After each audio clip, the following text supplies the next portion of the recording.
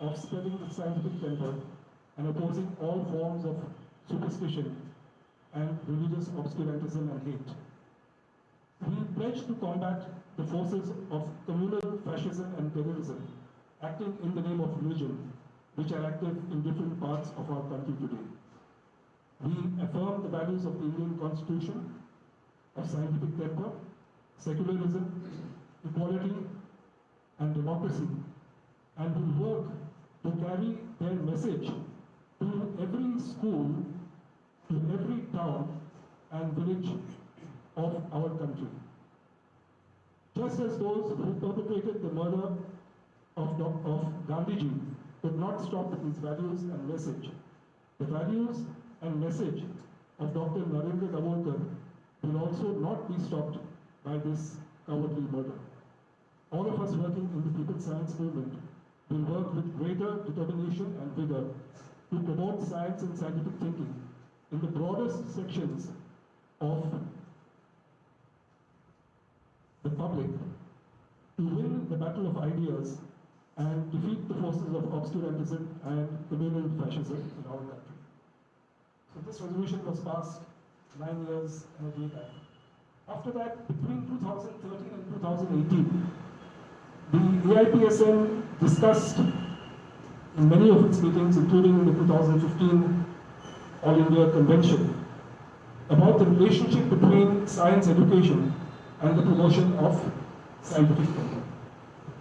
Because of the Right to Education Act, the universalization of good quality education has become a legal mandate.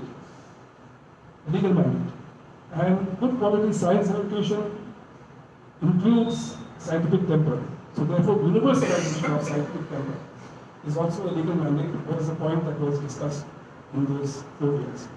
In 2018, a formal resolution for observing National Scientific Temper Day was again tabled in the All India PSN People's Science Congress at Bhubaneswar.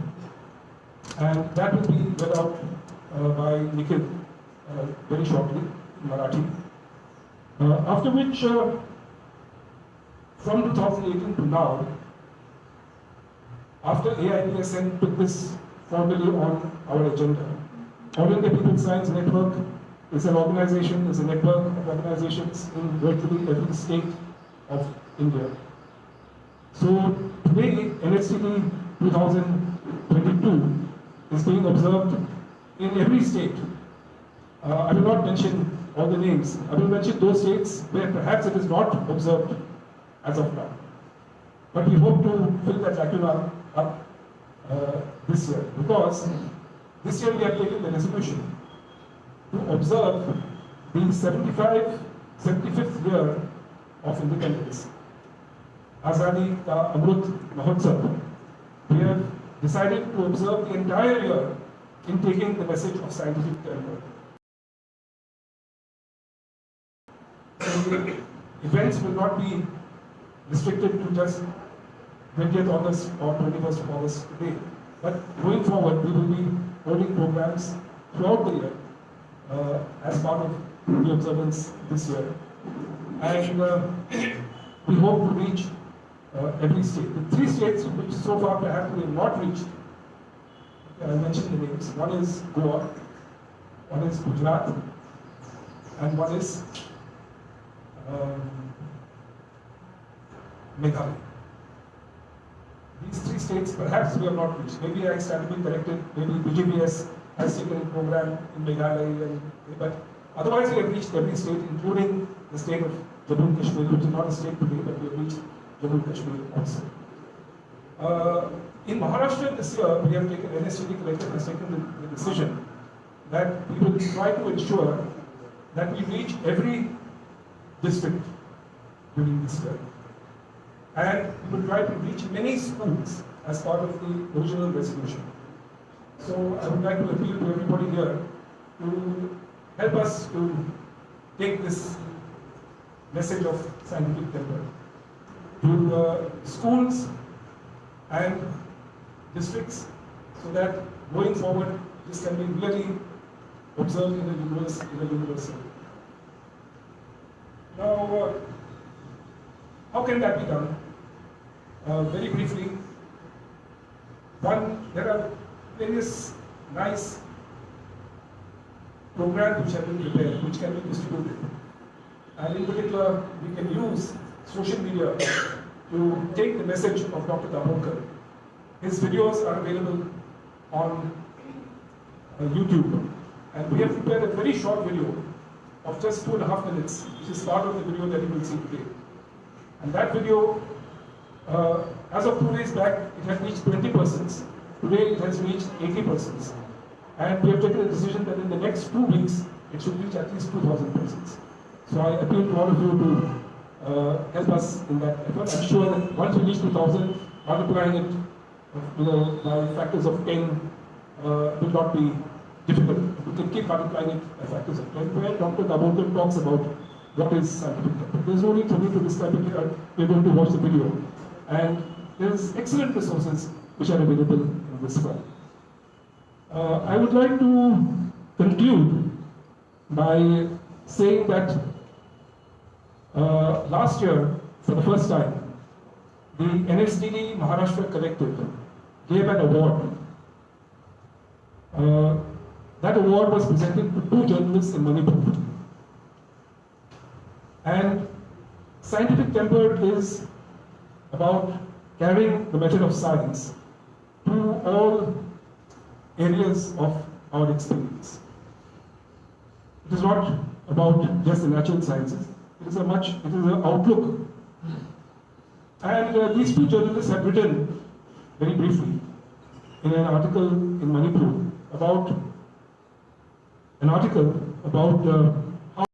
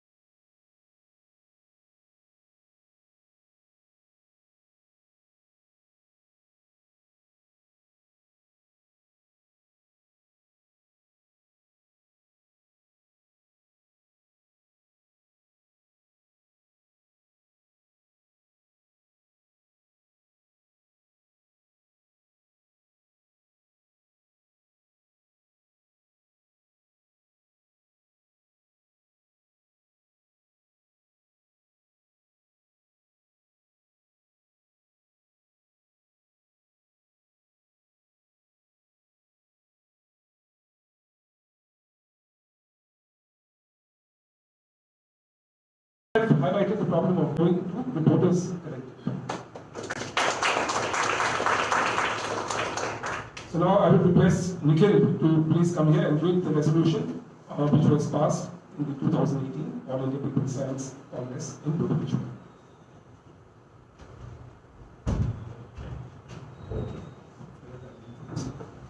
Thank you, Dr. Vivek. मी मराठीत हा ठराव वाचून दाखवतो. 20 August हा दिवस राष्ट्रीय वैज्ञानिक दृष्टिकोन दिवस म्हणून साजरा करावा. देशभरातील बहुतांश राज्यांमध्ये कार्यरत असलेल्या लोकविज्ञान चळवळीतील संस्था, संघटना व कार्यकर्ते यांच्या भुवनेश्वर, नाईसर येथे भरलेल्या 16व्या All India People Science Congress या परिषदेत 20 ऑगस्ट हा दिवस राष्ट्रीय वैज्ञानिक दृष्टिकोन म्हणून साजरा करण्याचा ठराव व निर्धार करण्यात आला आहे. भारतीय संविधानातील 51 क नुसार विज्ञाननिष्ठ दृष्टिकोन, मानवतावाद आणि शोधक बुद्धी व सुधारणावाद यांचा विकास करणे हे भारतीय नागरिकांचे मूलभूत कर्तव्य आहे. आज मात्र या विरोधी असणारे चिंताजनक प्रवाह पाहायला मिळत आहेत. शासनाच्या पाठिंब्याने छद्म विज्ञान आणि दिशाभूल करणारी संदिग्ध माहिती पसरवली जात आहे. दंतकथांना इतिहासाचे स्थान दिले जात आहे. ढोंगी बाबा, बुवा व स्वघोषित गुरूंना मानाचे स्थान दिले जात आहे. जातीय व जमातवादी द्वेष पसरवणाऱ्या संस्थांना राजाश्रय दिला जात आहे.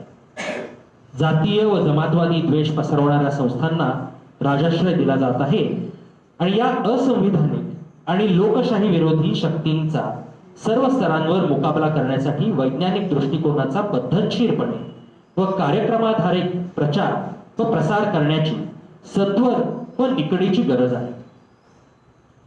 अंधश्रद्धा निर्मूलन समितीचे संस्थापक डॉक्टर नरेंद्र दाभोलकर यांची पुणे येथे 20 ऑगस्ट 2013 रोजी धर्मांध दहशतवाद्यांनी हत्या केली. धर्मांध दहशतवादी संघटनांनी दाभोळकरांना जीवे मारण्याच्या धमक्या वारंवार दिलेल्या होत्या. परंतु या धमक्यांना न जुमानता निर्भीडपणे वैज्ञानिक दृष्टिकोन रुजवण्याचे, विवेकवादी जाणीव जागृतीचे आणि बाबा, गुरु, तांत्रिक, मांत्रिक यांचे बिंग फोडण्याचे आपले कार्य डॉक्टर दाभोलकर नेटाने करीत राहिले. डॉक्टर दाभोलकरांनंतर याच प्रतिगामी शक्तींनी कॉम्रेड गोविंद पानसरे, प्राध्यापक MM कलबुर्गी आणि पत्रकार गौरी लंकेश यांचीही हत्या केली. विवेकवादी विचारसरणी, मानवतावाद आणि सुधारणावादाचा प्रसार करण्याचे घटनादत्त कर्तव्य ते निष्ठेने पार पाडित होते म्हणून त्यांना लक्ष्य केले गेले. या संमेलनात असे ठरले की त्यांच्या जीवनातून व कार्यातून प्रेरणा घेऊन येथे जमलेले आपण सर्वजण छद्म विज्ञान, अंधश्रद्धा व धर्मांधते विरुद्ध लढण्याची आणि वैज्ञानिक दृष्टिकोनाचा प्रसार करण्यासाठी काम करण्याची प्रतिज्ञा करत आहोत. वैज्ञानिक दृष्टिकोन, धर्मनिरपेक्षता, समता आणि लोकशाही या संविधानिक मूल्यांवरील आपली निष्ठा अधोरेखित करून आपल्या देशातील प्रत्येक शाळेत, गावात आणि शहरात हा संदेश पोहोचवण्याचे काम करीत राहू. लोकविज्ञान चळवळीत कार्यरत सर्व स्तरांमध्ये विज्ञान आणि वैज्ञानिक विचार पद्धतीचा व्यापक प्रसार करू आणि त्याद्वारे छद्मविज्ञान, धर्मांधता व जातीय द्वेषभाव पसरवणाऱ्या शक्तींना एकटे पाडून पराभूत करू. यासाठी सातत्याने आणि पद्धतशीरपणे वर्षभर कार्य करून आपण राष्ट्रीय वैज्ञानिक दृष्टिकोन दिवस साजरा करू. After this, I again invite for a minute Dr. Vivek to introduce our speaker, Dr. Manoj, to our audience.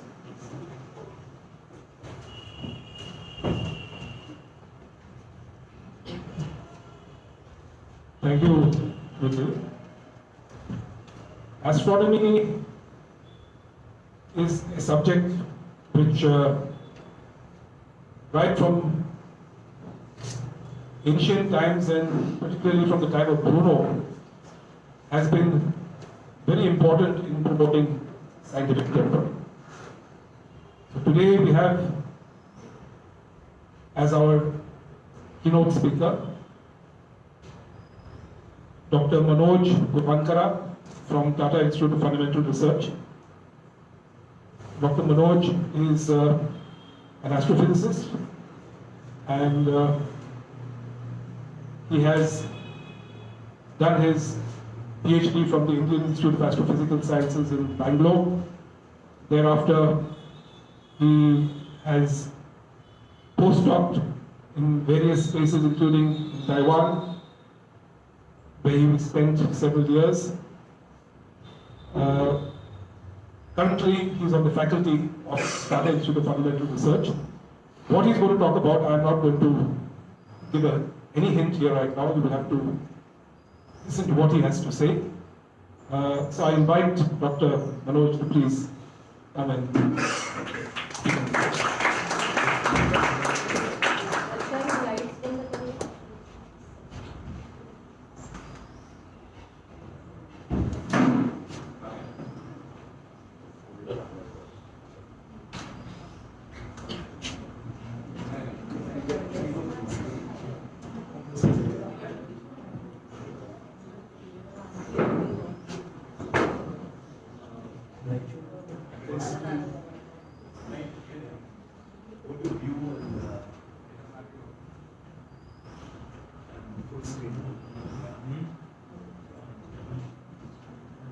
Good afternoon, everyone. Can you hear me?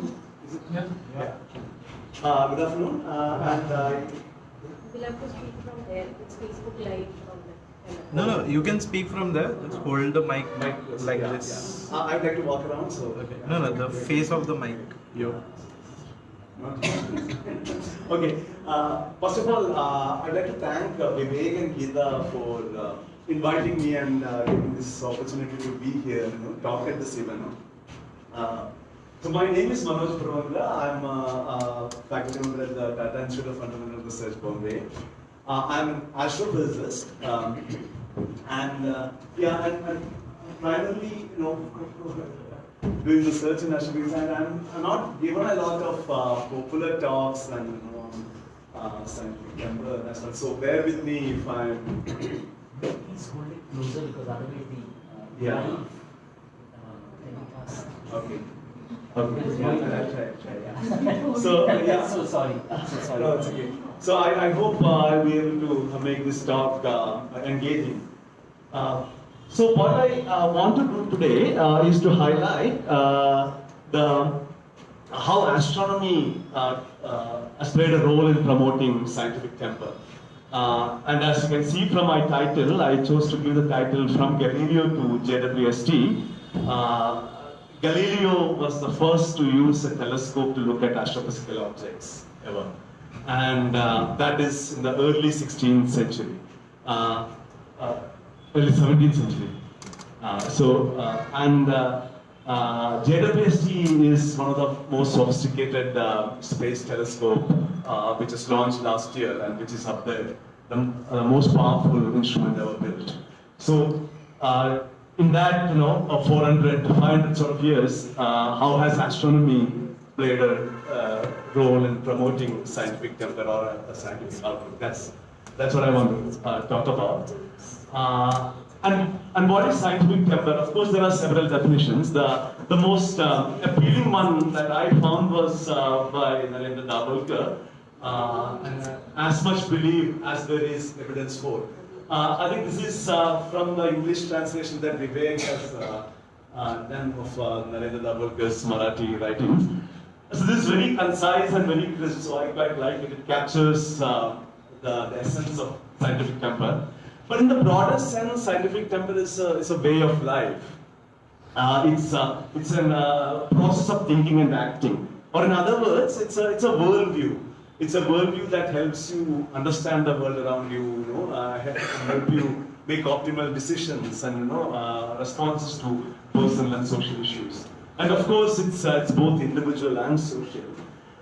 And what I want to impress upon you today is that astronomy has played an important role in shaping such a worldview or scientific temper in individuals and in society over a period of time.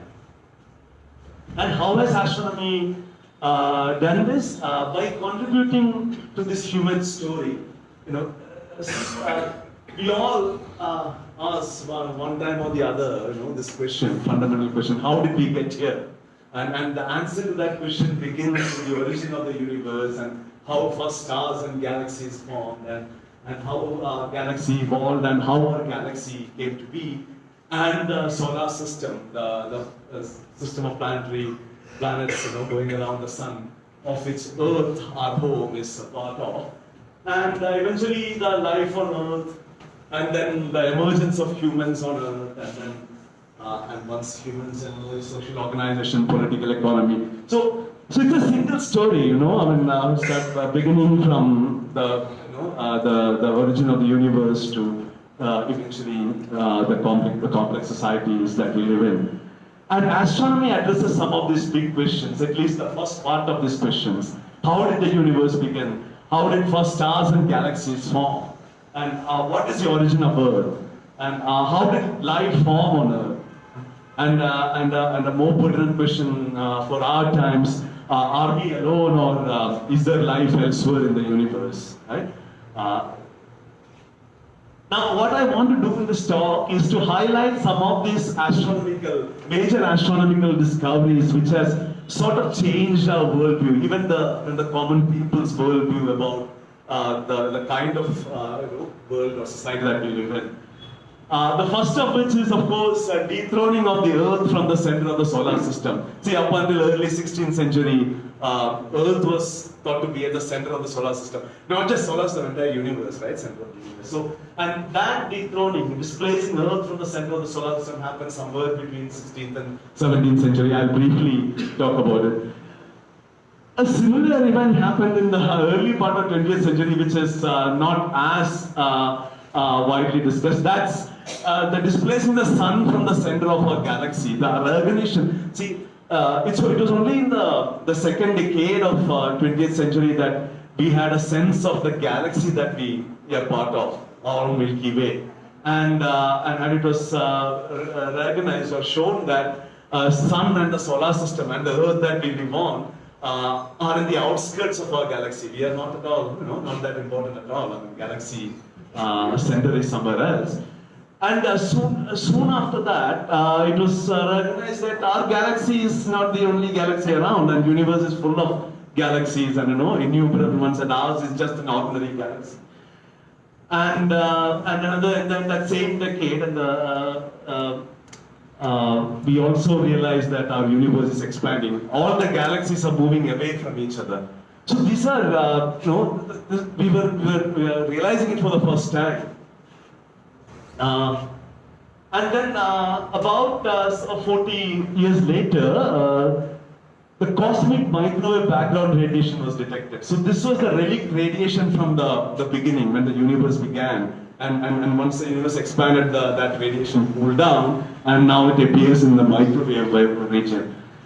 This, as yet, is the strongest evidence for the Big Bang origin of the universe. And this was a momentous discovery in that sense.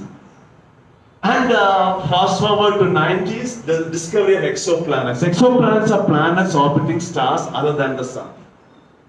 And in 95, the first planet orbiting around a star, sun-like star, was discovered. And this was, until then, the only planetary system that we knew of was our own solar system. And this changed everything, and as you will see, now we know at least 5,000 planetary systems, and it's very likely that all the stars in our galaxy are surrounded, have planetary systems around them. And finally, I'll talk about JWST, the powerful telescope, and some of the science it will investigate. So let's start with Galileo, who first looked at astrophysical objects with the telescope, a very crude and rudimentary telescope, just 2 to 3 centimeter diameter, the lens, and he looked at moon, and he drew those, and it was first shown that moon had undulations, the rocky and surfaces and craters on it. And he also looked at Jupiter's moons, 4 moons, as he has shown it here. This is his drawing from Sidereus Nuptials, which he So this was very rapid publication for those times. He observed in 1609 and wrote the book in 1610.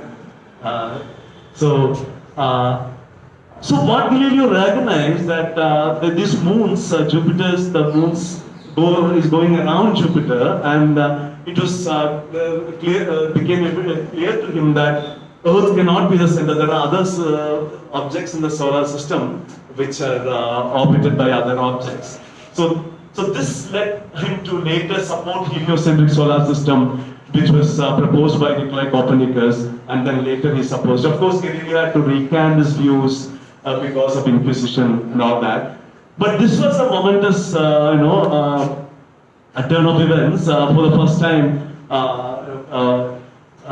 people realized that Earth is not the center of the solar system, and it's all the planets are going around the sun. And then fast forward to early part of 20th century, the discovery of our galaxy. And this is largely attributed to Harlow Shapley, Harvard astronomer, who actually measured the distances to what are known as globular clusters. These are dense star clusters which are above the plane of the galaxy, and he measured the distances to them. I'll not go into the details, and what he found was these globular clusters are not centered around the sun, which is here, but they are centered around a point roughly about 10 low percent. That's about about 30,000 light years from the sun in particular direction. So he argued that must be the gravitating center of the galaxy. So that these globular clusters or these red dots are centered around that and not around sun. So this was how Shapley was the person who sort of first determined the size and scale of our galaxy, and also displays sun from the center. And sun is far away in the periphery of our galaxy. But then Shapley also thought our Milky Way was the entire universe, our galaxy was the entire universe. And then by 1920s, evidence started emerging that the other spiral nebulae that we see in the sky are probably not within our galaxy, but they are galaxies like their own. And there was this great debate in 1920 conducted by American Academy of Sciences, the Shapley-Curtis debate, where Shapley took the position that Milky Way is the entire universe, and then Hubert Curtis argued that it's not. And the whole debate was about this galaxy. This is a 1902 photographic picture of Andromeda galaxy, the galaxy closest to us. And the whole argument was, how far is this galaxy, the distance to this galaxy. And Shapley thought that this was within the Milky Way, and Curtis argued that it is far away and it's another stellar system. And this debate was finally settled by Edwin Hubble, who actually measured the distance to Andromeda galaxy and showed that it's at least 10 times farther away than large and small Magellanic Clouds, which are our galactic neighbors. So that, or in other words, it's very far from our Milky Way. It's not part of our Milky Way. He used, I'll just skip this, and we can talk about it if you want, how exactly he did it. But Hubble was very young then, he was only 35, and Shapley was the director of Harvard University, so he never published that. He actually first published the result in New York Times, a newspaper, not in a journal. And very next day, in 1925, he presented it in the American Astronomical Society meeting. But this was truly the beginning of extragalactic astronomy. See, until 1925, we thought our galaxy was the entire universe. But it was once Hubble demonstrated that Andromeda is so far away, and it's even a bigger. See, once it's far away, then given the luminosity, it's much bigger than our Milky Way. So that was the beginning of extragalactic astronomy. And now we know this is a deep image obtained by the Hubble Space Telescope, named after Edwin Hubble. Everything that you see except for these spiked structures are galaxies. And this is an area of the sky 1/10 of the size of the moon. And there are over 10,000 galaxies here. Our universe is full of galaxies. So we are not even remotely unique that way. Then Yeah, this was the next big thing that happened in astronomy, the expansion of universe. Again, thanks to Edwin Hubble. Hubble actually demonstrated that galaxies which are farther away from us are receding at a faster velocity. Moving at a faster velocity. This is called the famous Hubble law. So what this means is that everything is moving away from each other, pointing to our universe expanding.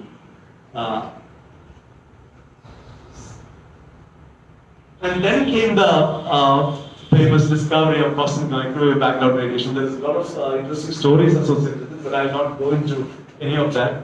Gita has given me only half an hour. So this was in 1964. See, these two engineers from Bell Labs, they were trying to measure something else altogether. And they were trying to eliminate the noise, making their instrument noise free. And they always, no matter what they do, a very low level of noise always persisted. And eventually they figured out that that is the background from the universe. So this is the cosmic microwave background radiation. So this was when the, so this is the, what shall I say? So this is when the universe was very young and it was very dense, and then it expanded, and that radiation, adiabatic expansion produces cooling. So that radiation has cooled down to about, this is a black body, it's almost a black body emission at 3 Kelvin. Whichever direction you look at the universe, you will encounter this. So this is the background of the universe. And this is also the strongest evidence for the Big Bang origin of the universe. Then, in the mid-1990s, the first extrasolar planet was discovered. A Jupiter-mass companion to a solar stars by Michael Mayer and Didier Queloz, and they were awarded Nobel Prize in Physics for this discovery in 2019. So this was also another momentous discovery when we first realized that other stars in our galaxy also harbor planetary systems. People always speculated about it, but this was the first time somebody actually demonstrated it. So this was the situation in 1995. I have shown in this plot the orbital distance of the planet from the central star and the mass of the planet on the y-axis. So solar system planets are here. Earth is at 1 astronomical unit. That's the distance from Earth to Sun. This was there were these 3 purple points. These were planets discovered around a dead star. So this is very rare, although this was discovered actually in 92. But this was the planet that I was talking about in 1995, discovered around a sun-like star. So this was the situation in 1995. And this is what it is now, this August 2022. We know more than 5,000 planetary systems, stars. So, and it looks as if, the planets are so common and every star in our galaxy probably harbor a planetary system. And in fact, one can actually work out the details, taking care of the selection effects and observational biases, and such studies show that there are more planets in our galaxy than stars, or in other words, on average, there is more than 1 planet per star in our galaxy. So, planetary systems are ubiquitous, quite common. And this provides us the context for JWST's science theme, some of the questions that the JWST will answer. The early universe, of course, how first stars and galaxies formed after the Big Bang and after the cosmic microwave background radiation from where it comes, and then how do stars and galaxies form in our universe? Then how do the galaxies evolve over time? Then stellar life cycle, how stars and planetary systems form. And finally, exoplanets, other worlds. I'll just talk about the first and last. I don't have time to talk about the other 2. So this was one of the first light images that was released by JWST. This is again a deep field image of JWST. See, the Hubble's telescope deep field image that I showed was an exposure time of 11 days. So this was just 15 hours. And there are more galaxies in this image than the other one. So that's the power of JWST. But what is really interesting is that for some of these galaxies in this field, JWST also obtains spectra, spectroscopy. See, spectroscopy means you can resolve the lines, the elemental lines, which are the fingerprints of the gas out there. And depending on, see, we know the wavelength of that line in the lab. We have measured them. But when we observe these distant galaxies, they are redshifted because galaxies are moving away from us. And the light will be redshifted. It will appear at longer wavelengths. And these redshifts we can measure. And then we can know how old or how young are those galaxies. So we are seeing some of these galaxies.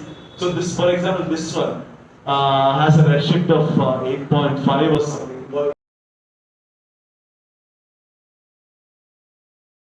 Which corresponds to an age of the universe just something like 800 million years after the Big Bang. That's really, old, young. I mean, that's old. When we look back. So this is an interesting concept in astronomy. When you're looking deep, you are looking back in time, because light has finite speed. It takes time for light to reach us. So this was one of discovery. So with Hubble Space Telescope, so this is the sort of history of the universe. The Big Bang, and then the universe was opaque. Everything was ionized, and at some point, electrons and protons recombined and became neutral. Then radiation and matter got decoupled, and that's the radiation that streams towards us as cosmic microwave background, somewhere from here. And once the universe became neutral, that is when structures start forming, stars and galaxies.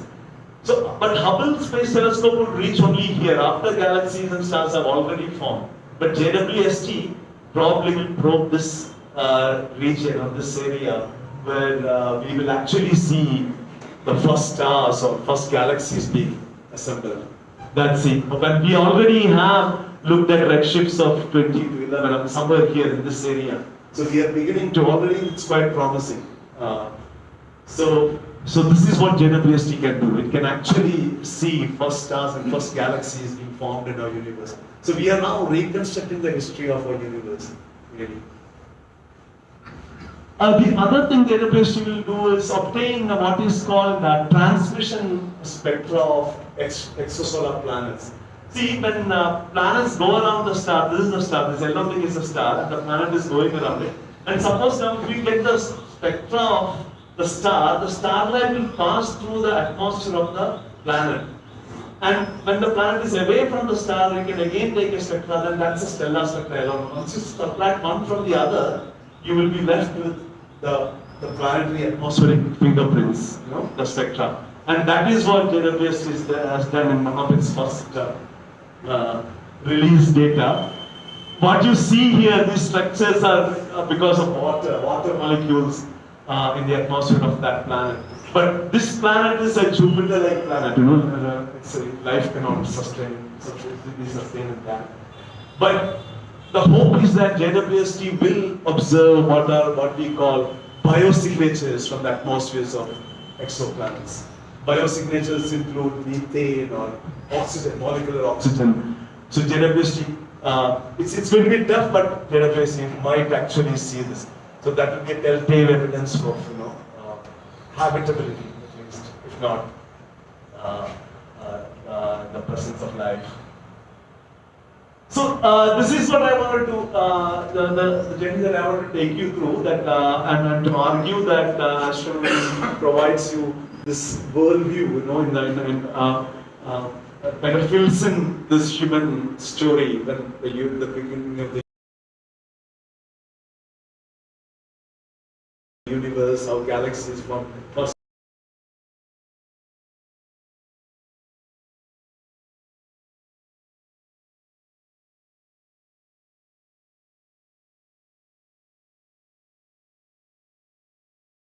Stars formed and exoplanets and eventually how life forms on such planets.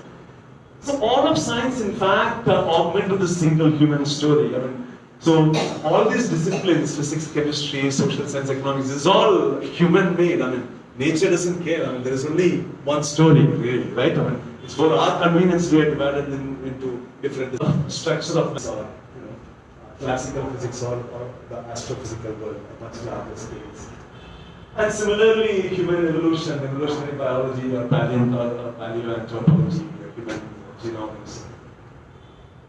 So the point is science, one has to recognize science as a process based on scientific method, and a process driven by human curiosity, and a process also driven by human endeavor. I mean, basically carried out by humans. And therefore, it's a historical process. Science is always cumulative, so you build on what the earlier generations have done. And scientific temper is a central ingredient of this process.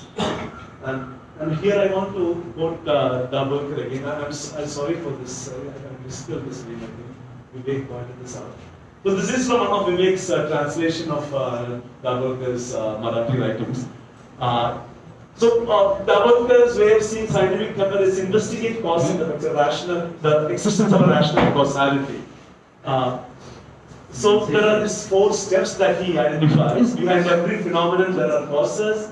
Our intelligence can comprehend these causes.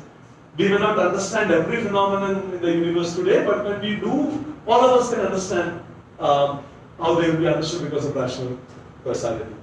And finally, this is the most reliable way known to mankind of gaining authentic knowledge. So, and as we have seen, at least in the case of astronomy, I've been able to demonstrate, it was not obvious at all that we lived in such a vast universe or in a galaxy called Milky Way. So it took certain methods, certain way of constructing this knowledge to figure all this out. See, it's when you look at the sky in the night, I mean, it's not easy to see when you're living inside a galaxy. It's not even easy to sort of get a measure of the size of a galaxy. You see the Milky Way band. And to put it all together, it's not at all easy. It's very confusing when you look up at the sky in the beginning. But although there are contemporary challenges to scientific temper, one of them is rise in pseudoscientific practices, of course, astrology, cosmology, what have you. But here I want to point out this study led by Narendra and Dabholkar, I mean, debunking astrology. This has been published very systematically. Painstakingly they did this, and they demonstrated that astrological predictions are no better than random, toss of a coin, and they using scientific method. Such interventions are very important, I think. And we have to see how. But this is unfortunately, I mean, things are on the rise. These scientific practices. And also, parallelly, we also see attack on scientific temper. It's not just in our country. There is a global resurgence of reactionary populism. Whether it's India or Europe, Hungary or Poland, for example. There is a different garb, right? There is Catholic fundamentalism, and now if you look at Turkey, that's another version. And So the current challenges to scientific temper are not independent of political economy either. I mean, it's all very strongly connected. And I'm reminded of one of the comments made by I think Sir Sudha just said, once you bring in right-wing economics, right-wing politics is not very far behind. So it's bound to happen. See, I want to end with a note that the blame cannot be, placed on common people. I believe people do possess a scientific common sense, and they do apply it in their day-to-day life. I'm not the first one to say this. I mean, several people have pointed this out. People make models and with some predictive power to, deal with situations that arise in their life, and they believe in empiricism. But at the same time, they also have a religious common sense. They also fall for various pseudoscientific things. But I think one of the major reasons, I think being a formal scientist myself, I take the blame too. The formal science has been disconnected from the masses and has become an elite enterprise now. It has become too technical, and there's no effort to connect to the people who talk about science at all. And reclaiming science as a process. See, in many of the research institutes, science sometimes understood as a product, the papers that you write, the result that you get. It's not. It's really is a process, and that's the strength of that method. And it's not it's not a product. No. So probably what we need is putting scientific temper back in science. You know, the science that is practiced in some of our research institutes. I mean, I don't absolve myself of this blame. I do party to this. And I want to end by saying, quoting Carl Sagan, in his book, The Diamond Haunted World, moving beyond, he urges us to move beyond us and narrative and to adopt a human approach to build a rational and just society. And I just want to read out from this book, I quite like this. In the way that skepticism is sometimes applied to issues of public concern, there is a tendency to belittle, to condescend, to ignore the fact that, deluded or not, supporters of superstition and pseudosciences are human beings with real feelings who, like the skeptics, are trying to figure out how the world works and what a role in it might be. Their motives are in many cases consonant with science. If their culture has not given them all the tools they need to pursue this great quest, let us temper our criticism with kindness. None of us comes fully equipped. I think I quite like this quote, and I'll end here and take questions.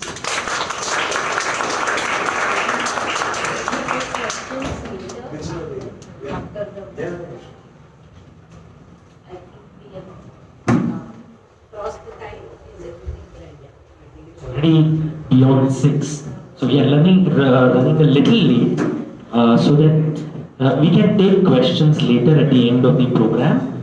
So I request everyone to note down what their questions are. ह्याच्यानंतर आपण एक छोटीशी film बघणार आहोत doctor Narendra दाभोलकरांवरती. त्यांचा हा video आपल्यासाठी Indi जर्नलनं compile केलेला आहे. आपण इमिजिएटली लगेचच त्या व्हिडिओकडे जाऊ.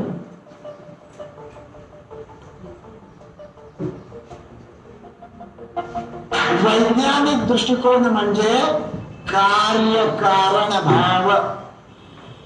प्रत्येक कार्याच्या मागे कारण आहे नंबर 1. ते कारण माझ्या बुद्धीला समजू शकतं नंबर 2. जगातल्या सगळ्याच कार्यांच्या मागचं कारण आज मला समजत नाही. कॅन्सर का होतो हे मला माहित नाही, पण समजेल त्यावेळी कसं समजेल हे मला समजतं नंबर 3. आणि यथार्थ ज्ञानप्राप्तीचा माणसाला सापडलेला हा सगळ्यात खात्रीचा मार्ग आहे नंबर 4.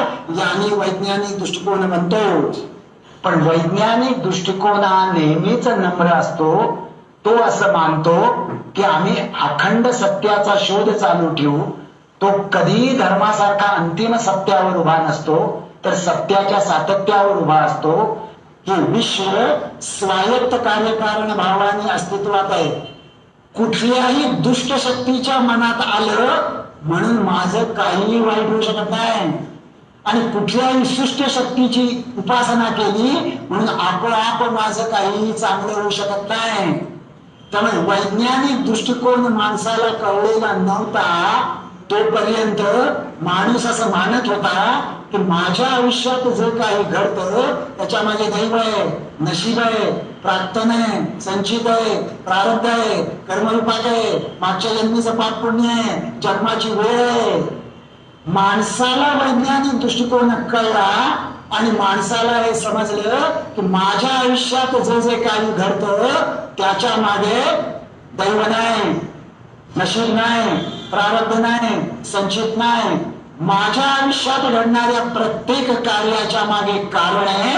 ते मला समजू शकतं आणि ते मला समजू शकतं म्हणून ते मला बदलता येऊ शकतं.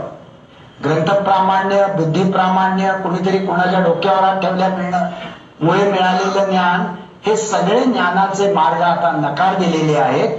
त्यामुळे वैज्ञानिक दृष्टिकोनाचा स्वीकार ही मानवी जीवनातली जशी महत्वाची बाब आहे तशी या देशाच्या प्रगतीच्या वाटचालीची देखील पायाभूत पूर्वअट आहे असं मला वाटतं. म्हणजे अंधश्रद्धा निर्मूलन कार्याची चतुसूत्री काय आहे? त्यापैकी एकच गोष्ट पहिली अशी आहे की शोषण करणाऱ्या, दिशाभूल करणाऱ्या, फसवणूक करणाऱ्या अंधश्रद्धांना विरोध करा. पण दुसरं सूत्र आहे वैज्ञानिक दृष्टिकोनाचा विचार प्रसार आणि अंगीकार करणे.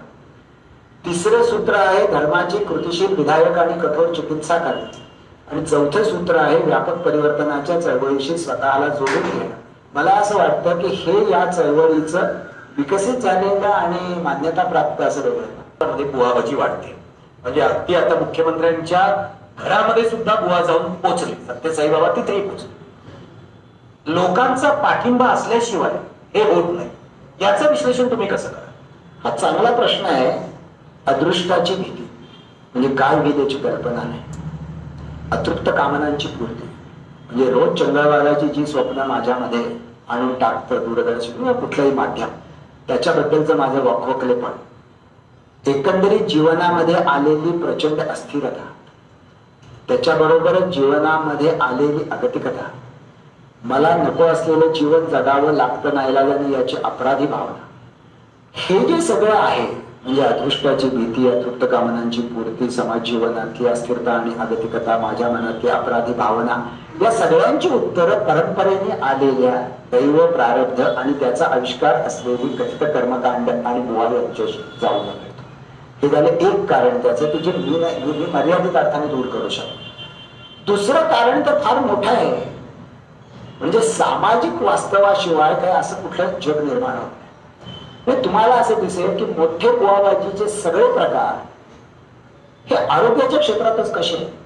कोणीतरी असलं बाबा हाताच्या बोटाने ऑपरेशन करतो, कोणीतरी फरशीवाले बाबा डोक्यावर फरशी ठेवून सगळ्या रोगांचं निदान करतो, कोणीतरी पार्वती मा पोटावर हात फिरवून पुत्रिकांना संतती देते.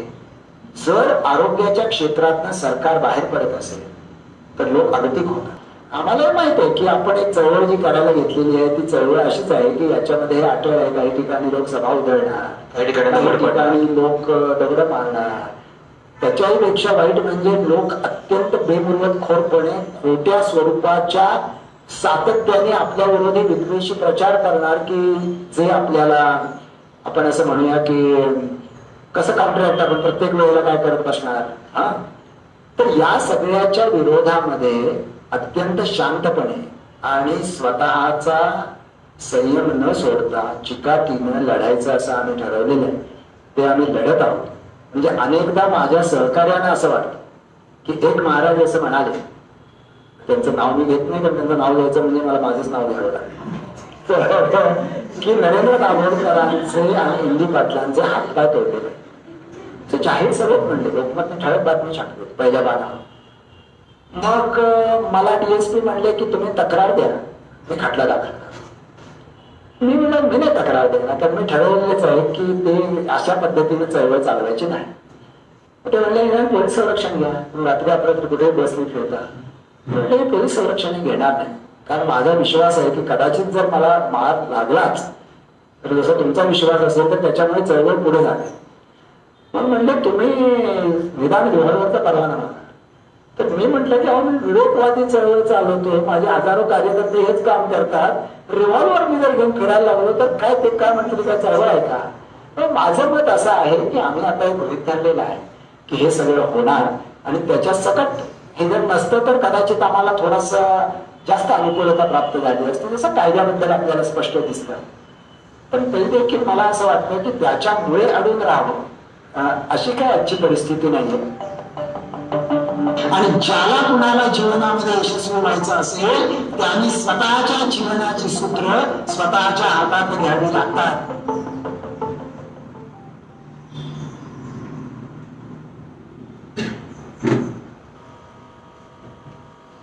After these two stellar performances, one by Dr. Manoj, the other by, of course, Narendra Dabholkar. After this, we are going to go towards the panel discussion. Panel discussion on pseudoscience. And our panelists are Dr. Anant Phadake, Dr. Mujtaba Lokhandwala, Dr. Priyadarshini Karve. And the panel will be moderated by Dr. Shamin Padalkar. I invite all of you to the stage. Please, respected speakers. discuss? Lights. Now, Shamin, I'll hand over the mic to you. Thanks.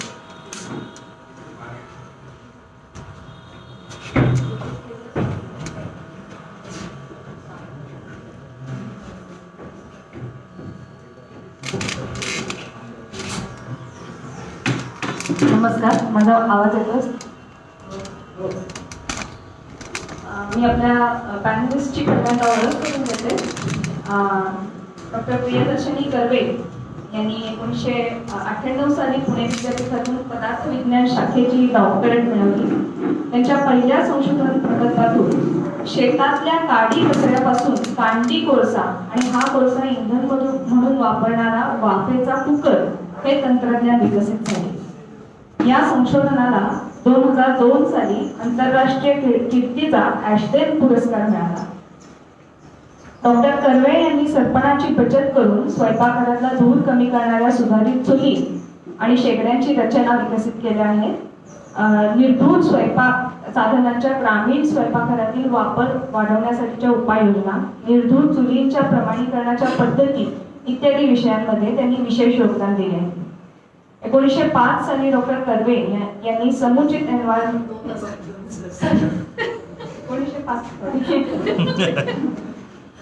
2005 साली doctor Karve यांनी समुचित एन्व्हायरोटेक या कंपनीची स्थापना केली. Social enterprise या तत्वावर चालणाऱ्या या कंपनीच्या माध्यमातून शहरी आणि ग्रामीण पर्यावरणपूरक जीवनशैलीसाठी पूरक साधनांचा पुरवठा केला जातो आणि मार्गदर्शनही केले जाते. भारतातील शहरी जीवनशैली जगणाऱ्या नागरिकांना आपल्या दैनंदिन व्यवहारांच्या पर्यावरणावर किती परिणाम होत असतो हे स्वतः मोजता यावे यासाठी 2010 साली डॉक्टर कर्वे यांनी समुचित कार्बन फुटप्रिंट कॅल्क्युलेटर ही संकल्पना मांडली.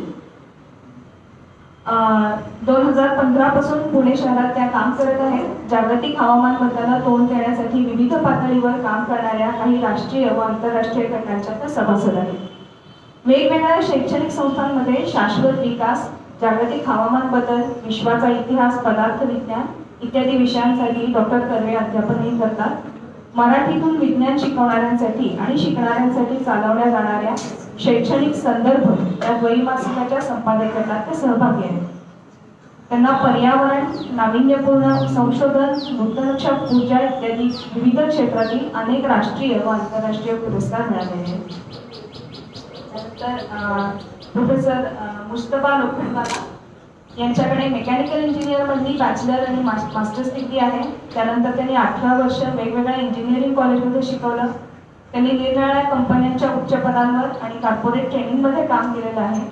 ते सेंटर फॉर इंटरनॅशनल एज्युकेशन या ट्रस्टचे फाउंडर सेक्रेटरी होते आणि त्यांच्या शाळेच्या कार्यकारिणीचे डायरेक्टरही होते. त्यांची 4 मराठी पुस्तकं, 2 इंग्रजी पुस्तकं आणि अनेक संशोधन लेखही प्रकाशित झालेले आहेत. आणि आताही त्यांचं लेखन सुरूच आहे. खेळ आणि खगोलशास्त्र हे त्यांचे प्रमुख छंद आहेत. पण आज ते आपल्याबरोबर खगोलशास्त्रातील तज्ज्ञ या नात्याने बोलतील. ते ज्योतिर्विद्या परिसंस्था या भारताच्या सर्वात जुन्या ॲस्ट्रॉनॉमी असोसिएशनचे अध्यक्ष होते. आकाशातील लपंडाव, धूमकेतू, बियॉन्ड सोलर सिस्टीम ही त्यांची खगोलशास्त्रावरील पुस्तक. डॉक्टर अनंत फडके हे जन आरोग्य अभियान महाराष्ट्राचे सहसमन्वयक आहेत. त्यांनी 1972 साली पुण्यातील BJ वैद्यकीय महाविद्यालयातून MBBS केल्यावर 2 वर्ष सरकारी नोकरी केली. त्यानंतर त्यांनी पूर्ण वेळ समाजकार्य करण्याचा निर्णय घेतला. त्यांनी 1980 पासून आरोग्याबाबत नवनिर्माण व संघर्ष या दोन्ही बाजूंनी लोकविज्ञान संघटना, जन आरोग्य अभियान इत्यादी संघटनांमार्फत लोकशिक्षण केले. विशेषतः औषध कंपन्या करत असलेली फसवणूक, पिळवणूक याबद्दल सातत्याने जनजागृती केली. जेनेरिक औषधे बनवून गेली 30 वर्ष ना नफा ना तोटा या तत्वावर विकणाऱ्या लो कॉस्ट नावाच्या ट्रस्टमध्ये त्यांचा सहभाग आहे. भारताच्या औषध धोरणाबाबत all India drug action network मार्फत सरकारवर दबाव आणण्याचे कामही त्यांनी केलंय. मराठी व इंग्रजीत मिळून सुमारे 300हून अधिक लेख, अनेक पेपर्स, पुस्तकं, पुस्तिका त्यांनी लिहिलेले आहेत. त्यांच्या लोकवाङ्मय गृहाने प्रकाशित केलेल्या आरोग्याचे लोकविज्ञान या पुस्तकाला 2004 साली मराठी विज्ञान परिषदेचा 60 स्मृती पुरस्कार मिळाला. त्याचप्रमाणे त्यांच्या सर्वांसाठी आरोग्य होय शक्य आहे या मनोविकास प्रकाशनाने प्रकाशित केलेल्या पुस्तकाला 2018चा मराठी साहित्य परिषदेचा आरोग्यावरील उत्कृष्ट ग्रंथ पुरस्कार मिळाला. त्याला डॉक्टर सुनंदा अवचट स्मृती संघर्ष पुरस्कार, महाराष्ट्र फाउंडेशनचा समाजकार्य पुरस्कार, डॉक्टर मोवा चिपळूणकर स्मृती पुरस्कार, मध्य प्रदेश जनस्वास्थ्य अभियानचा विज्ञान जनस्वास्थ्य सन्मान असे इतर अनेक पुरस्कारही मिळालेले आहेत. तर आजच्या या चर्चेचा विषय छद्मविज्ञान किंवा सुडो सायन्स असा आहे. अनेक प्रकारची माहिती आपल्याला मिळत असते, त्यातली कुठली वैज्ञानिक आहे, कुठली अवैज्ञानिक आहे आणि कुठली छद्म वैज्ञानिक या प्रकारात येईल हे बरेचदा समजत नाही. तर पहिल्यांदा मी डॉक्टर फडकेंना विचारेन की छद्म विज्ञान म्हणजे काय हे तुम्ही सुरुवातीला सांगू शकाल का?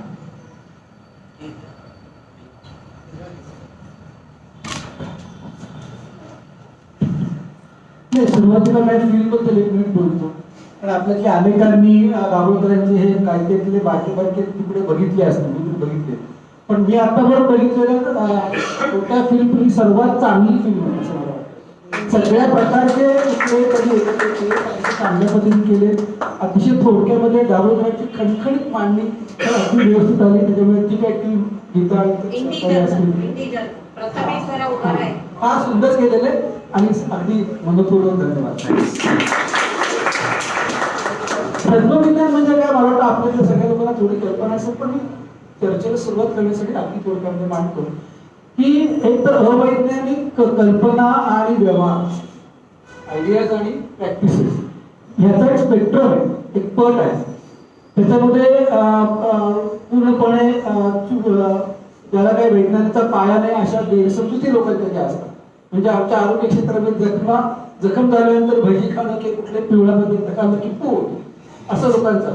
तिथे देवाबरोबरचा काही संबंध नाही ना, कुठली इंडस्ट्री ते प्रमोट करते असा एक जनरल गैरसमज. जसं यांच्या शास्त्रामध्ये मध्ये आलं होतं की पवनचक्क्यामुळे पाऊस पडायला अडथळा होत नाही अशा स्वरूपाच्या कल्पना आहेत त्या अवैज्ञानिक आहेत. आपण आपल्यासारखे ज्यादा शहाणे मूर्खपणा घडतील, परंतु त्याला वैज्ञानिक एवढं घडलं नाही. अशा कल्पना, अवैज्ञानिक कल्पना, छद्मविज्ञान म्हणजे ज्याच्यामध्ये एखादी गोष्ट म्हणजे कल्पना किंवा व्यवहार हे वैज्ञानिक आहेत असा दावा करून जे केलं जातं म्हणजे अवैज्ञानिक असतं. अवैज्ञानिक असतं म्हणजे दोन कारणाने अवैज्ञानिक असतं. एक म्हणजे आपण जे सर्वमान्य विज्ञान समजतो म्हणजे पदार्थ विज्ञानशास्त्र, रसायनशास्त्र, जीवशास्त्र, खगोलशास्त्र ही जी विज्ञान सर्वांना मान्य आहे अशा ती जे काही पाय त्याचा वस्तुतः जो पाया आहे त्याची जी पद्धत आहे ती पद्धत बाजूला ठेवून किंवा ती नाकारून शकतो. उदाहरण सांगितलं तर जे काही मांडलं जातं विज्ञान म्हणून त्याला आपण छद्मविज्ञान म्हणतात की मी म्हणेन. आणि ही डिक्शनरी डेफिनेशन आहे, मी थोडासा वेगळ्या भाषेत मांडतो एवढंच आहे. आणि दुसरं म्हणजे किंवा एखादी गोष्ट आपण मांडतोय ती खरी आहे का, सत्य आहे का असत्य आहे, याचे जे काही वैज्ञानिक निकष असतात म्हणजे वैज्ञानिक तथ्य आहे की सर्वमान्य त्याचा वापर करायला नकार देणं किंवा एखादी गोष्ट त्याच्यात वैज्ञानिक तथ्य आहे नाही हे ठरवण्याचे जे वैज्ञानिक कसोटी आहे, जी पद्धत आहे ती पद्धत नाकार किंवा ती न वापर असे जे दोन गोष्टी ज्याच्यामध्ये होतात त्याला आपण स्युडो सायन्स किंवा छद्मविज्ञान असं म्हणतो. आणि कारण अवैज्ञानिक व्यवहार खूप प्रकारचे असतात. म्हणजे आमच्या वैज्ञानिक आमच्या आरोग्य क्षेत्रामध्ये औषध कंपन्या आणि मेडिकल इंडस्ट्रियल कॉम्प्लेक्स सगळ्या प्रकारच्या खोट्या अर्धवट खोट्या फसवणूक करणाऱ्या हे करणाऱ्या जाहिराती करतात. म्हणजे उदाहरणार्थ ग्लुकॉन डी पावडर घेतली किंवा हार्लिक्स घेतलं किंवा बोर्नविटा घेतलं की ताकद येते असा एक फार ओपनली किंवा कधी कधी थोडंसं छप्पा असे दावे आपल्याकडे केले जातात, जाहिराती केले जातात. डेटॉल साबण दिलं वापरलं तर कातडीचं आरोग्य चांगलं राहतं असं सांगितलं जातं. कधी कधी डॉक्टरांचे फोटो दाखवतात. हे सगळं आहे ना, हा खरं प्रॉब्लेम माझ्यामध्ये छद्मविज्ञानापेक्षा जास्त मोठा आहे. म्हणजे बिलियन्स ऑफ डॉलर्सची इंडस्ट्री त्याच्यामध्ये जागतिक इंडस्ट्री. छद्मविज्ञान सुद्धा जागतिक इंडस्ट्री आहे पण ते जास्त आहे. पण ह्या सगळ्यामध्ये फरक करायचा एवढं मला माहिती. म्हणजे अवैज्ञानिक कल्पना, छद्मविज्ञान आणि विज्ञानाचा दुरुपयोग किंवा खोटारडेपणा हा एक व्यापक पटल आहे. त्या पटलामध्ये छद्मविज्ञान नेमकं म्हणजे काय हे आपण चर्चा करून त्याचा योग्य तो समाचार देतात.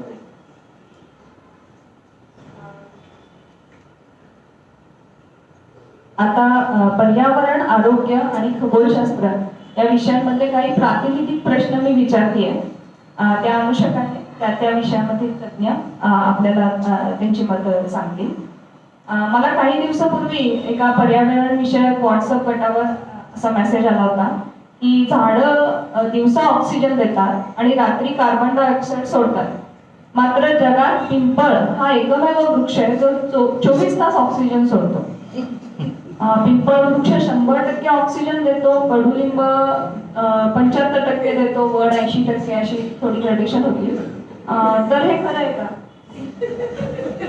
हा एक मेसेज साधारणपणे पावसाळ्याच्या सुरुवातीला जेव्हा लोकांना वृक्षारोपण वगैरे करायचं असतं त्यावेळेला फिरायला लागतो आणि हल्ली त्याच्यामध्ये भर पण पडली बरं का. म्हणजे पूर्वी हा फक्त असा वैज्ञानिक भाषेमध्ये हा मेसेज फिरत असे. आता ह्या वर्षी मी असंही वाचलं त्याच्यामध्ये ऍडिशन की कुठल्या तरी पुराणाचा दाखला देऊन कुठला तरी संस्कृत श्लोक की हीच झाडं मग का लावावी वगैरे वगैरे. म्हणजे आता केवळ विज्ञानाची साक्षीही पुरी पडत नाही, तर विज्ञान आणि धार्मिक अशा दोन्ही साक्षी लागतात एखादी गोष्ट पटवायला. तर याच्यामध्ये बऱ्याच चुकीच्या गोष्टी आहेत. दुर्दैवाने यातलं जे पहिला मुद्दा आहे की झाडं दिवसा ऑक्सिजनची निर्मिती करतात आणि रात्री कार्बन डायऑक्साईड सोडतात, हे बरेचदा विज्ञानाच्या पाठ्यपुस्तकामध्ये सुद्धा लिहिलेलं असतं. आणि ह्याच्यामध्ये चूक महत्वाची अशी आहे की सर्व सजीवांप्रमाणे झाडं सुद्धा श्वसन करतात आणि जसं आपण श्वसन करताना जी काय हवा आपण आपल्या फुफ्फुसामध्ये घेतो त्याच्यातला ऑक्सिजन वापरला जातो आणि कार्बन डायऑक्साईड बाहेर टाकला जातो, तीच पद्धत झाडं सुद्धा श्वसन करताना त्याच पद्धतीने घडत असते. पण झाडं प्रकाश संश्लेषण फोटोसिंथसिसही करतात, ज्याच्यामध्ये हवेतला कार्बन डायऑक्साईड जमिनीतनं घेतलेलं पाणी यांचं रासायनिक संयोग होऊन झाडांचा जो बायोमास आहे, जैवभार आहे, तो तयार होत असतो आणि त्याच्यासाठी सूर्याची उष्णता ही त्याच्यासाठी ऊर्जा त्या रासायनिक प्रक्रियेला पुरवते. त्यामुळे जोपर्यंत सूर्याची ऊर्जा मिळते आहे तोपर्यंत झाडं प्रकाश संश्लेषण करू शकतात. त्यामुळे दिवसा झाडं श्वसनही करत असतात आणि प्रकाश संश्लेषणही करत असतात. पण रात्रीच्या वेळी मात्र प्रकाश संश्लेषण बंद होतं, श्वसन चालू राहतं. त्यामुळे तुम्ही अगदी मीटर जरी लावलं झाडाच्या जवळ कार्बन डायऑक्साईड डिटेक्ट करणारं, तरी रात्रीच तुम्हाला तो तिथे डिटेक्ट होईल, कारण दिवसा कार्बन डायऑक्साईडही वापरला जातोय झाडांना. तर याच्यामुळे हा एक गैरसमज पसरलेला आहे की रात्री कार्बन डायऑक्साईड सोडतात म्हणजे दिवसा ऑक्सिजन सोडत असले पाहिजे. तर खरं म्हणजे ऑक्सिजन कार्बन डायऑक्साईड याचा याच्याशी काही संबंध नसतो.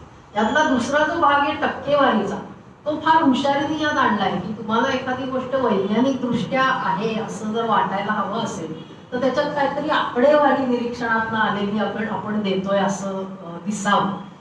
पण थोडा गणिताच्या दृष्टीने विचार केला तर टक्के कितीच्या किती टक्के, म्हणजे कशाच्या कॉन्टेक्स्ट मध्ये ही टक्केवारी. 100% म्हणजे कशाचे टक्के, 75% म्हणजे कशाचे टक्के, ह्याचा काहीच उल्लेख कुठे केलेला नाही. त्यामुळे ही आकडेवारी अर्थही नाही, केवळ ती त्याला एक वैज्ञानिक वजन देण्यासाठी तिथे काहीतरी फेकाफेकी केलेली आहे. पिंपळाच्या बाबतीमध्ये हा एक गैरसमज, म्हणजे ही एक अंधश्रद्धा आहे असं म्हणायला हरकत नाही की पिंपळातून 24 तास ऑक्सिजनची निर्मिती होत असते आणि म्हणून ही झाडं लावावीत वगैरे वगैरे. आता हे एक अगदी क्लासिक उदाहरण आहे. मी असं म्हणेन की तुम्हाला जो संदेश द्यायचा आहे तो योग्य आहे, पण त्याच्यासाठी तुम्ही कारणं चुकीची देत आहात. म्हणजे तुम्हाला जर वृक्षारोपण करायचं असेल तर त्या स्थानिक परिसंस्थेमध्ये ज्या वनस्पती आहेत त्याच इथं लावाव्या, हा त्याच्यातला महत्वाचा मुद्दा आहे. की परदेशी झाडं लावण्यापेक्षा तुम्हाला आजूबाजूला जी त्या आपल्या आजूबाजूच्या निसर्गात जी झाडं आहेत ती जर आपण लावली तर ती परिसंस्था बळकट होते. त्याच्या उलट जर आपण इतर झाडं तिथे आणून लावली तर त्या परिसंस्थेच्या चलनवलनात आपण ढवळाढवळ करतो. तर ह्यासाठी म्हणून आपल्याला जी स्थानिक झाडं आहेत ती त्यांचं तिथे महत्व आहे. त्याचा ऑक्सिजन आणि कार्बन डायऑक्साईडशी काही संबंधच नाही, याचा परिसंस्था बळकट करण्याशी संबंध आहे. पण लोकांना हे समजायला कदाचित अवघड जातं, म्हणून हे ऑक्सिजन आणि कार्बन डायऑक्साईडच्या याच्यामध्ये मुद्दा घुसडलेला आहे.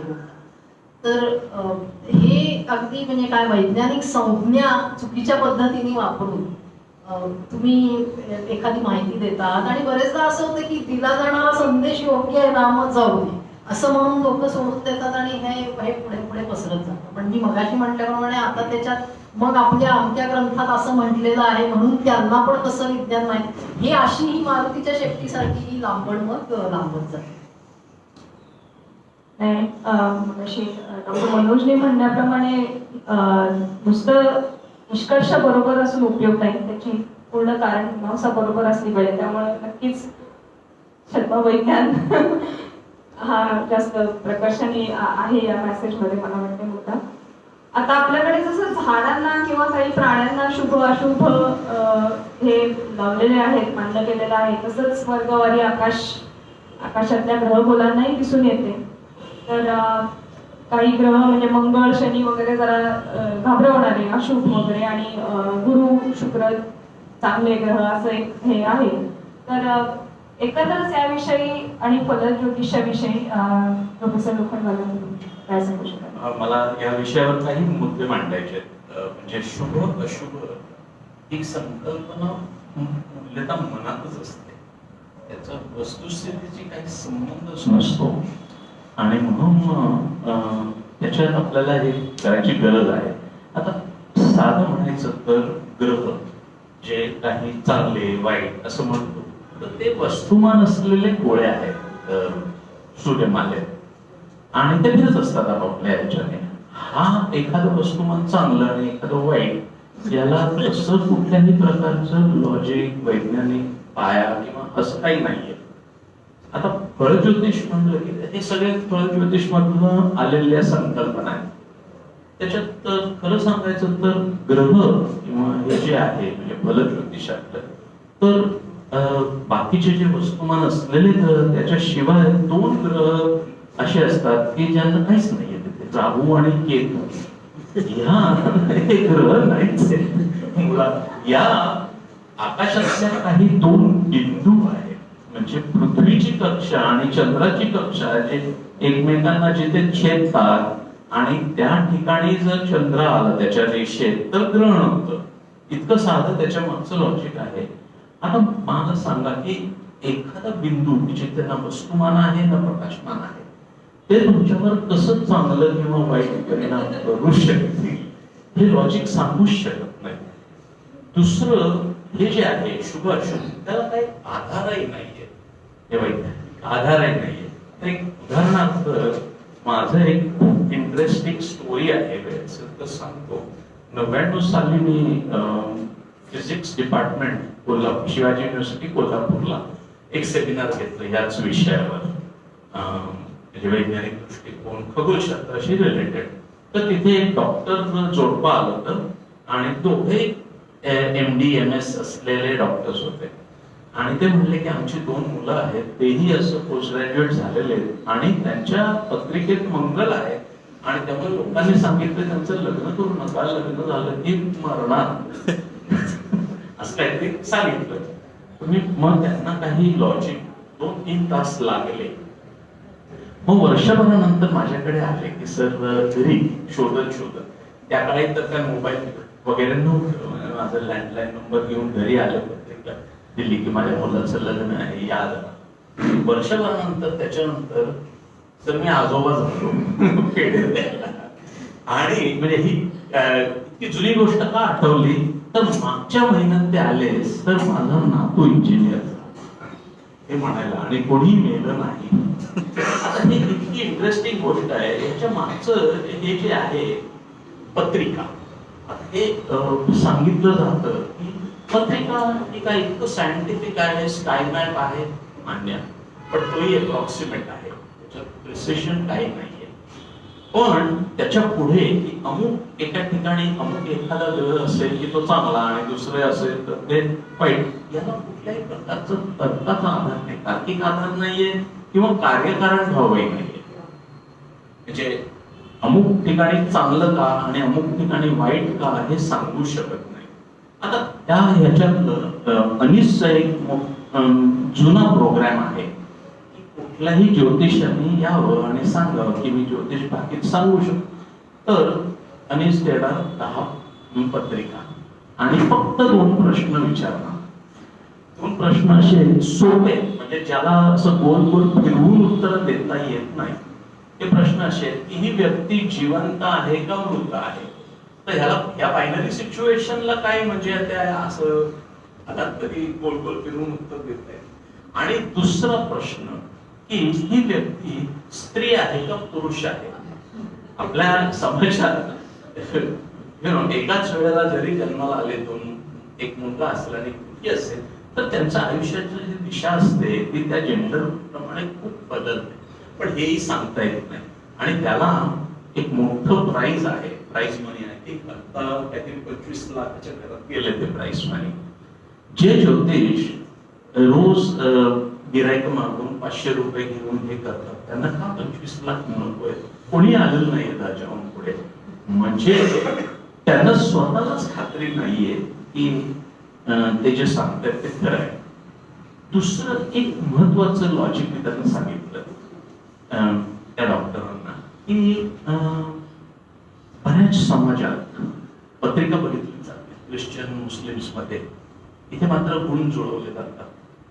तर त्यांच्यात काही घटस्फोटांचा प्रकार जास्त आहे का, किंवा त्यांच्या तिथली मुलं काहीतरी असे नावे किंवा असं काही व्हॉट एव्हर आउटकम्स ज्याला म्हणतो आपण ते काही नाहीये. त्यामुळे ते सगळं जो आहे ऑनेस्टली आता मी सांगायला बघतो इथे आणि याचा सगळा आधार हा भीतीवर, uncertainty of the future, fear of the uncertainty of the future वर आधारित आहे असं मला वाटतं. थँक्यू. थँक्यू. डॉक्टर फडके, वैद्यकीय आणि आरोग्य क्षेत्रातील जन्मविज्ञानाबद्दल तुम्ही काही सांगू शकता? हो, मगाशी म्हटल्याप्रमाणे जन्मविज्ञानाची जी एक नेमकी व्याख्या जी आपण त्याच्यामध्ये बघतो डिक्शनरी, त्याच्या आधारे मी बोलणार आहे आणि नंतर फसवणूक डिपार्टमेंटला आणखी संबंधित आहे. तर जास्त ठोसपणे बोलायचं तर जे आपण प्राचीन जे विज्ञान आहे भारतामध्ये आरोग्यासाठी ते आयुर्विज्ञान आहे आणि त्याच्यामध्ये अनेक गोष्टी, प्रथा, कल्पना मांडल्या जातात. त्यातली एक कल्पना जी आहे ती गर्भसंस्कारची आहे, याची सध्या बरीच चर्चा आहे. तर त्याच्यामध्ये काय आहे असं, आणि परत म्हणतो की जी गोष्ट विज्ञान आहे असं दावा केला जातो पण जे विज्ञानाच्या प्रोसिजरला उतरत नाही, दावा आणि प्रत्यक्ष याच्यामध्ये जी तफावत आहे त्यालाच आपण फक्त विज्ञान म्हणूया. त्याच्यामध्ये गर्भसंस्कार हा प्रकार जो आहे तो छद्मविज्ञान आहे. कारण पहिली गोष्ट म्हणजे हे जे सांगितलं जातं की म्हणजे काही त्या गर्भवती स्त्रीने काही उच्चार केले, काही श्लोक म्हटले, काही शुभ गोष्टी ते सांगतात ते त्यांचा उच्चार केला, किंवा काही विशिष्ट पद्धतीचं म्युझिक त्यांनी ऐकलं, अशा काही गोष्टी घेत त्या शुभ गोष्टी ज्याला म्हणतात, योग्य गोष्टी म्हणतात. तसं झालं की गर्भाचं त्या सगळ्या याच्यातून स्वतः उच्चार करेल किंवा ऐकायला लावेल. असं केलं की अधिक चांगली संपत्ती विकसते आणि ह्याला वैज्ञानिक आहार असा गर्भसंस्काराचा आहे. त्याच्यामध्ये सात्विक आहार वगैरे भाग आहे. नुसतं ते हनुमान चालीसा म्हणतात एवढंच नाही, राम असं काय म्हणतात मला माहित नाही, पण त्यांना जे समजतात ते एवढाच भाग नाही. सात्विक आहार सुद्धा आहे. आता वैद्यकशास्त्रामध्ये सात्विक आहार असं काही गोष्ट नसते. त्यामुळे आपण शाळेत शिकलो ते खरं पुरेसं आहे की तो 14च असावा. त्या सगळ्या प्रकारच्या गोष्टी असतात. एवढं खरं 2 वाक्यातच आहाराबद्दल बोलायचं, नॉर्मल आहाराबद्दल बोलायचं, आणि त्याला भरपूर वैज्ञानिक पाय आहे. तर त्याचा काही संबंध नसतो असा एक भाग.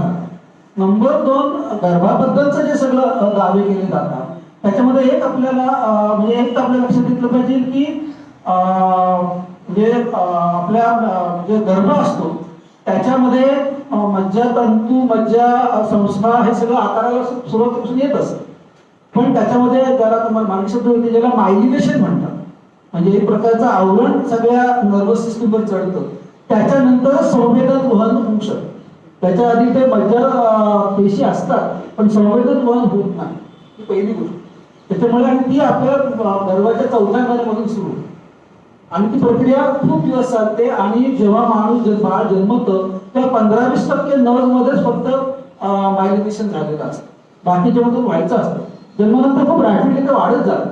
त्याच्यामुळे सांगायचा मुद्दा असा की संवेदना वहन आणि समज, मेंदूला समज, या गोष्टी या त्या इतक्या गर्भाला शक्य नसतं. ही क्षमताच तर गर्भामध्ये विकसित झालेली नसते. आणि हे अर्थातच त्या काळात माहीत असणं शक्य नव्हतं.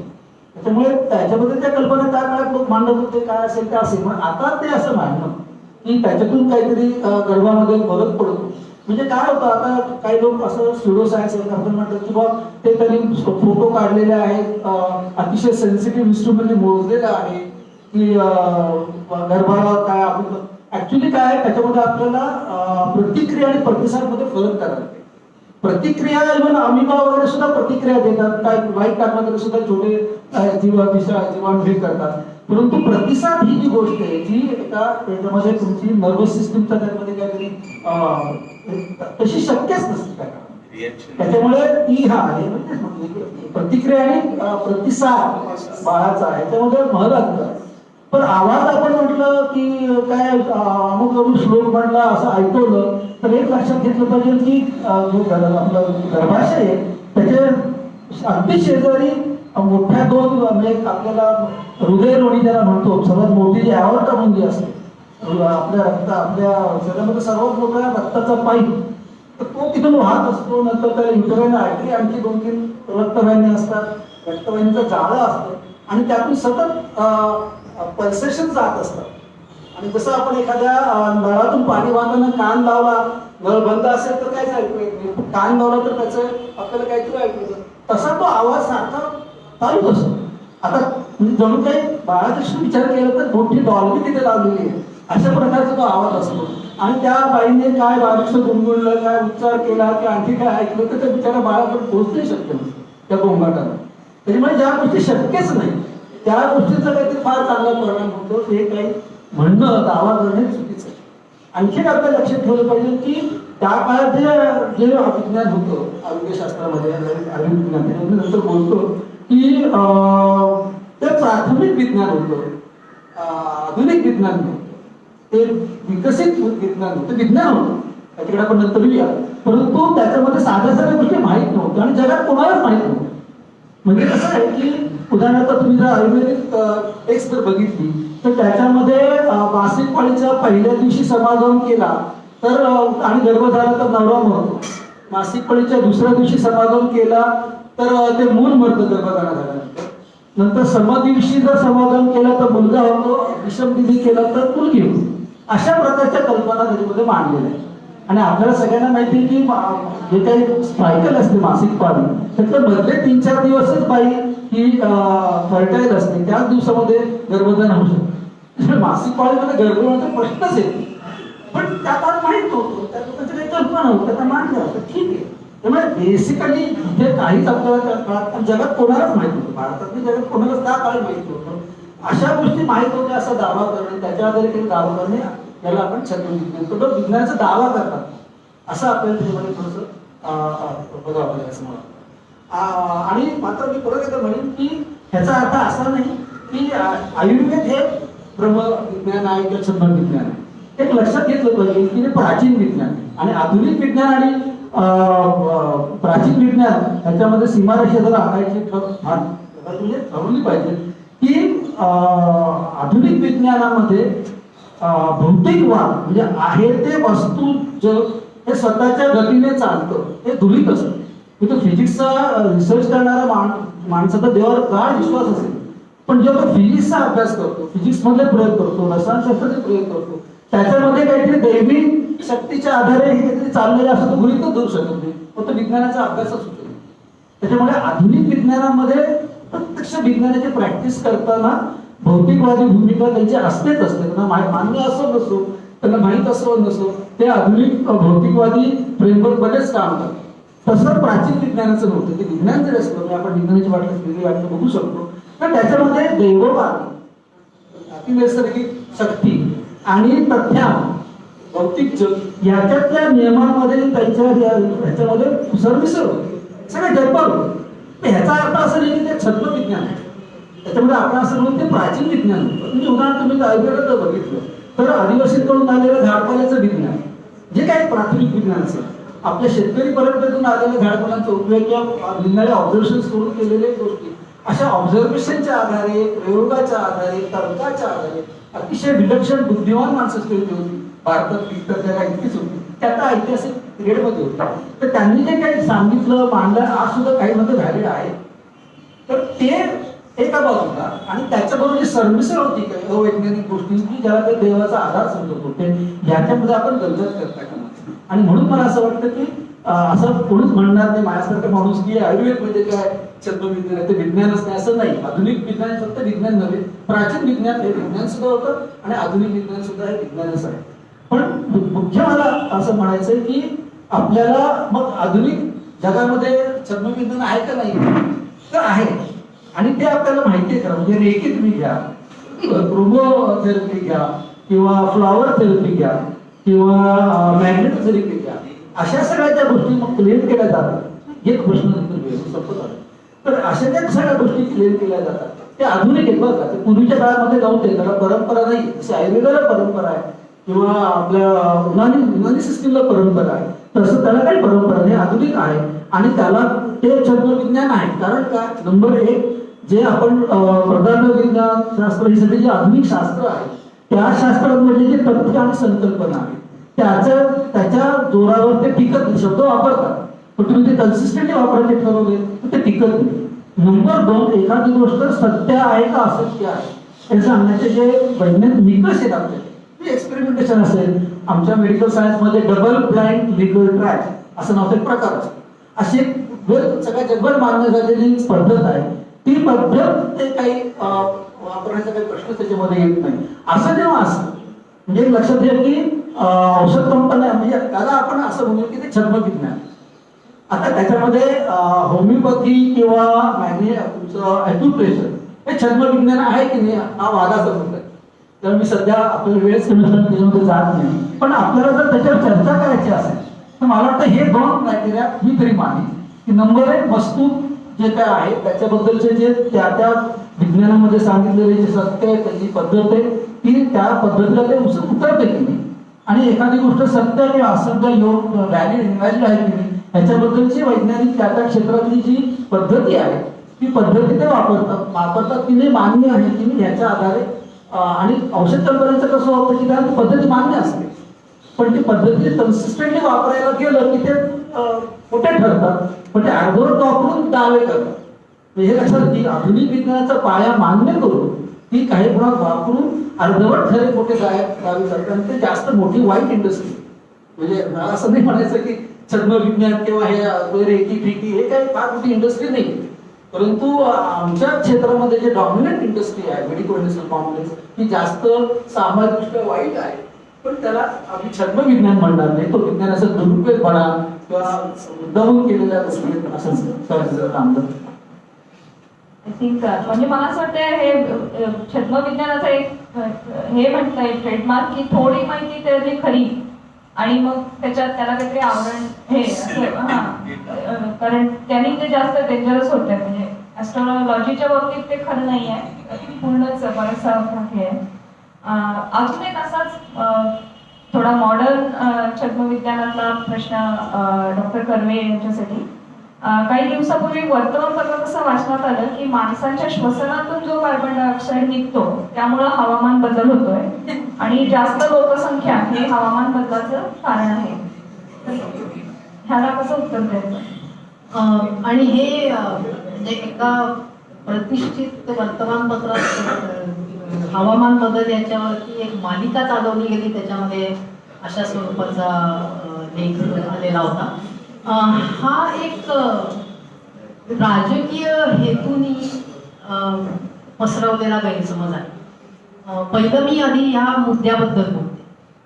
हवामान बदल किंवा वातावरण बदल, ग्लोबल वॉर्मिंग, जागतिक तापमान वाढ ह्याचं महत्त्वाचं कारण हे आहे की वातावरणामध्ये कार्बन डायऑक्साईड आणि इतर जे काही ज्याला आपण हरितगृह वायू म्हणतो, ग्रीन हाऊस गॅसेस, की जे उष्णता धरून ठेवतात, अशा वायूंचं प्रमाण वाढत चाललेलं आहे. आता हे कशामुळे वाढतंय तर मुख्यतः खनिज इंधनं आपण पृथ्वीच्या पोटातनं बाहेर काढतो आणि जाळतो, त्याच्यातनं कार्बन डायऑक्साईड जो अतिरिक्त कार्बन डायऑक्साईड आज वातावरणात जातो आहे त्यामुळे हे प्रमाण वाढतं आहे.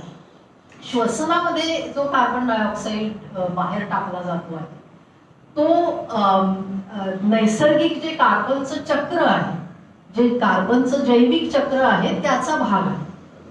त्यामुळे कुठलाही सजीव हा श्वसनामधनं कार्बन डायऑक्साईड बाहेर टाकतो आहे. जेव्हा तो काही अन्न खातो आहे तेव्हा वनस्पतींनी जो कार्बन डायऑक्साईड काढून घेतलेला आहे हवेतून तो त्याचं तो सेवन करतो. आणि जेव्हा तो सजीव मरणार आहे तेव्हा त्याच्या कलेवराचं विघटन होऊनही कार्बन डायऑक्साईड वातावरणात परत जाणार आहे. तर तो हा जो कार्बन आहे हा वातावरण आणि पृथ्वीचा पृष्ठभाग याच्यामध्ये सातत्याने फिरत असलेला कार्बन आहे, जो सर्व सजीवांच्या माध्यमातून फिरत राहतो. याच्यात अतिरिक्त काही नाही. जेव्हा आपण कोळसा जमिनीतनं बाहेर काढून जाळतो तेव्हा कार्बन डायऑक्साईड वातावरणात जातो आणि नव्याने आता पृथ्वीच्या पोटामध्ये कोळसा तयार होत नाही. काही एक दोन घटना अशा घडल्या पृथ्वीच्या इतिहासात की ज्याच्यामुळे कोळसा आणि पेट्रोलियम तयार झाले. त्याचंही मूळ हे जैविक पदार्थ हेच होतं. म्हणजे वातावरणातनं जो कार्बन डायऑक्साईड काही सजीवांनी घेतलेला होता त्याचं काही रासायनिक क्रियांनी खनिज इंधनांमध्ये रूपांतर झालं. जोपर्यंत आपण त्याला बाहेर काढून जाळत नव्हतो तोवर ती त्याच स्वरूपामध्ये राहिली असते. आता आपण तो बाहेर काढून जाळतोय त्यामुळे तो प्राचीन काळी काही लक्षावधी वर्षांपूर्वी जो वातावरणातलं कार्बन डायऑक्साईड काढला गेला आणि पृथ्वीच्या गर्भात साठवला गेला तो आता आपण बाहेर सोडतो आहोत. आणि आता नव्याने खनिज इंधन तयार होत नाहीये. त्यामुळे तो कार्बन डायऑक्साईड पुन्हा परत आणता येणार नाही. म्हणून तिथे कार्बन डायऑक्साईडचं प्रमाण वाढतंय आणि म्हणून ग्लोबल वॉर्मिंग होतं.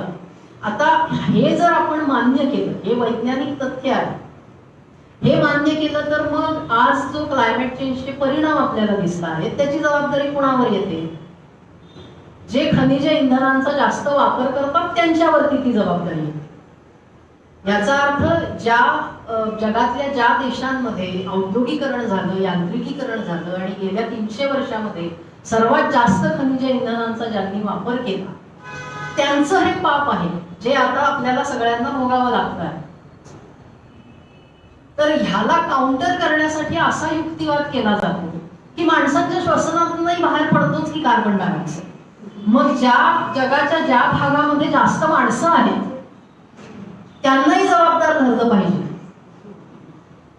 तर हा विकसित आणि विकसनशील म्हणजे विकसित देशांकडून आपली जबाबदारी ढकलण्याचा एक प्रकार आहे.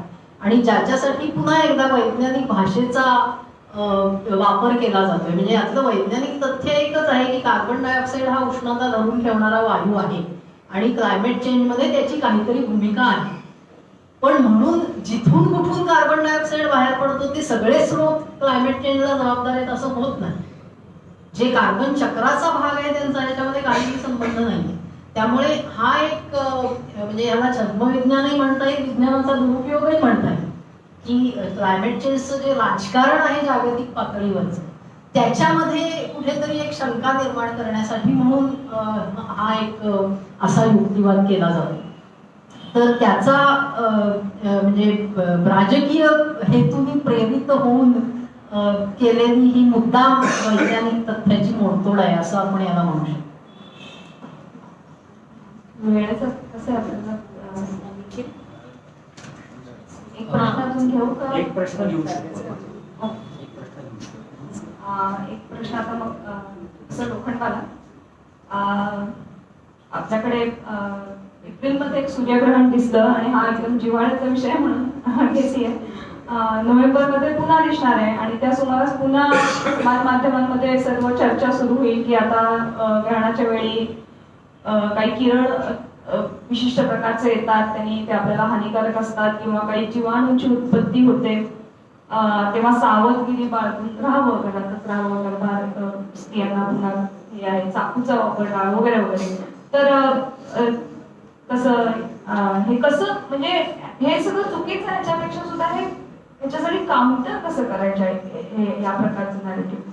बरोबर, छान प्रश्न आहे.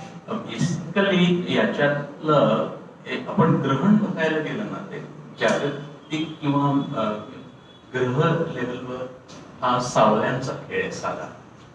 आता त्याच्यात काय होत असतं की चंद्राची सावली पृथ्वीवर पडली की सूर्यग्रहण होतं आणि पृथ्वीची सावली चंद्रावर पडली की चंद्रग्रहण होत असतं. त्या सावल्यांचा खेळात आता खरं बघायचं तर आपण दिवसात सूर्य असतो, पण तरीही आपण आपल्या घरात असतो, घराच्या छताची सावलीतच असतो ना. म्हणजे तसं काही फार 12 तास आपण काय उन्हात 12 तास थांबत नाही, सावलीतच असतो. घराची सावली असेल, ऑफिसची सावली असेल, झाडाच्या खालची सावली असेल, रस्त्याची, ट्रान्सपोर्टची, कार मधली सावली, सगळ्यांच्या सावल्या असतात. त्यामुळे ही काय वेगळी आहे असं नाहीये. आणि ही वेगळी कशी असा प्रश्न विचारला तर ते जरा हे होतं. सावली आणि अंधार हा जो आहे ना, एक प्रिमिटिव्ह इन्स्टिंक्ट आहे आपल्या सगळ्यांमध्ये. आपण बघतो लहानपणी सगळ्यात जास्त भीती कशाची असते लहान मुलांना? अंधाराची असते. आणि सूर्यग्रहणात एकदम सडनली अंधार होतो, तर ही जी प्रिमिटिव्ह इन्स्टिंक्ट आहे ती काही वेळा कॅरी ओव्हर होत असते.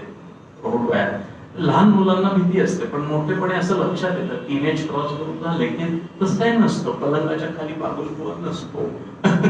अशी जी भीती असते आणि fear is the thing of that. आता ह्याचं म्हणायचं की हे जे रेडिएशन किंवा त्याचे काय बॅक्टेरिया किंवा काय जीवाणू वगैरे त्याच्यातनं तयार होतात, तर वस्तुस्थिती अशी आहे की जेव्हा चंद्राची सावली पृथ्वीवर पडते तर तेव्हा त्याचे जे हा असतो सेंट्रल भाग ज्याला अम्र म्हणतात, हे पृथ्वीचा 1% भाग व्यापतो. आता 99% सूर्य पडत असतो आणि हा ही जी सावली असते ही 2-4 मिनिटासाठी असते. सगळ्यात लांब सूर्य म्हणजे खग्रास सूर्यग्रहण हा साधारणपणे 5-5.25 मिनिटाचा इतिहासात, त्याच्यापेक्षा जास्त नसतो. आता ह्या 2-5 मिनिटात असे जीवाणू कुठले निर्माण होतात सडनली? होतात तसं मेडिकल सायन्स मध्ये असं सडनली झाले आणि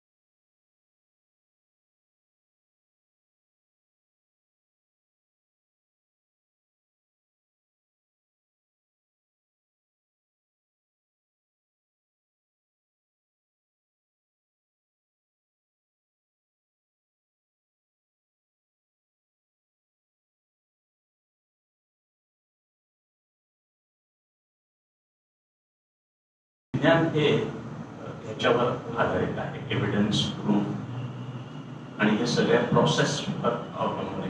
कोणी काही म्हणू दे, म्हणजे अनुभव आणि भ्रम ह्याच्यातली जी रेषा आहे ना, लक्ष्मण खूप अंधुक असते. शो मी द एव्हिडन्स म्हणजे प्रत्येक एक जो क्लेम आहे तो काउंटर करण्यासाठी किंवा तो क्लेम प्रूव्ह करण्यासाठी किंवा डिस्प्रूव्ह करण्यासाठी एव्हिडन्स आपल्याला बघायला पाहिजे.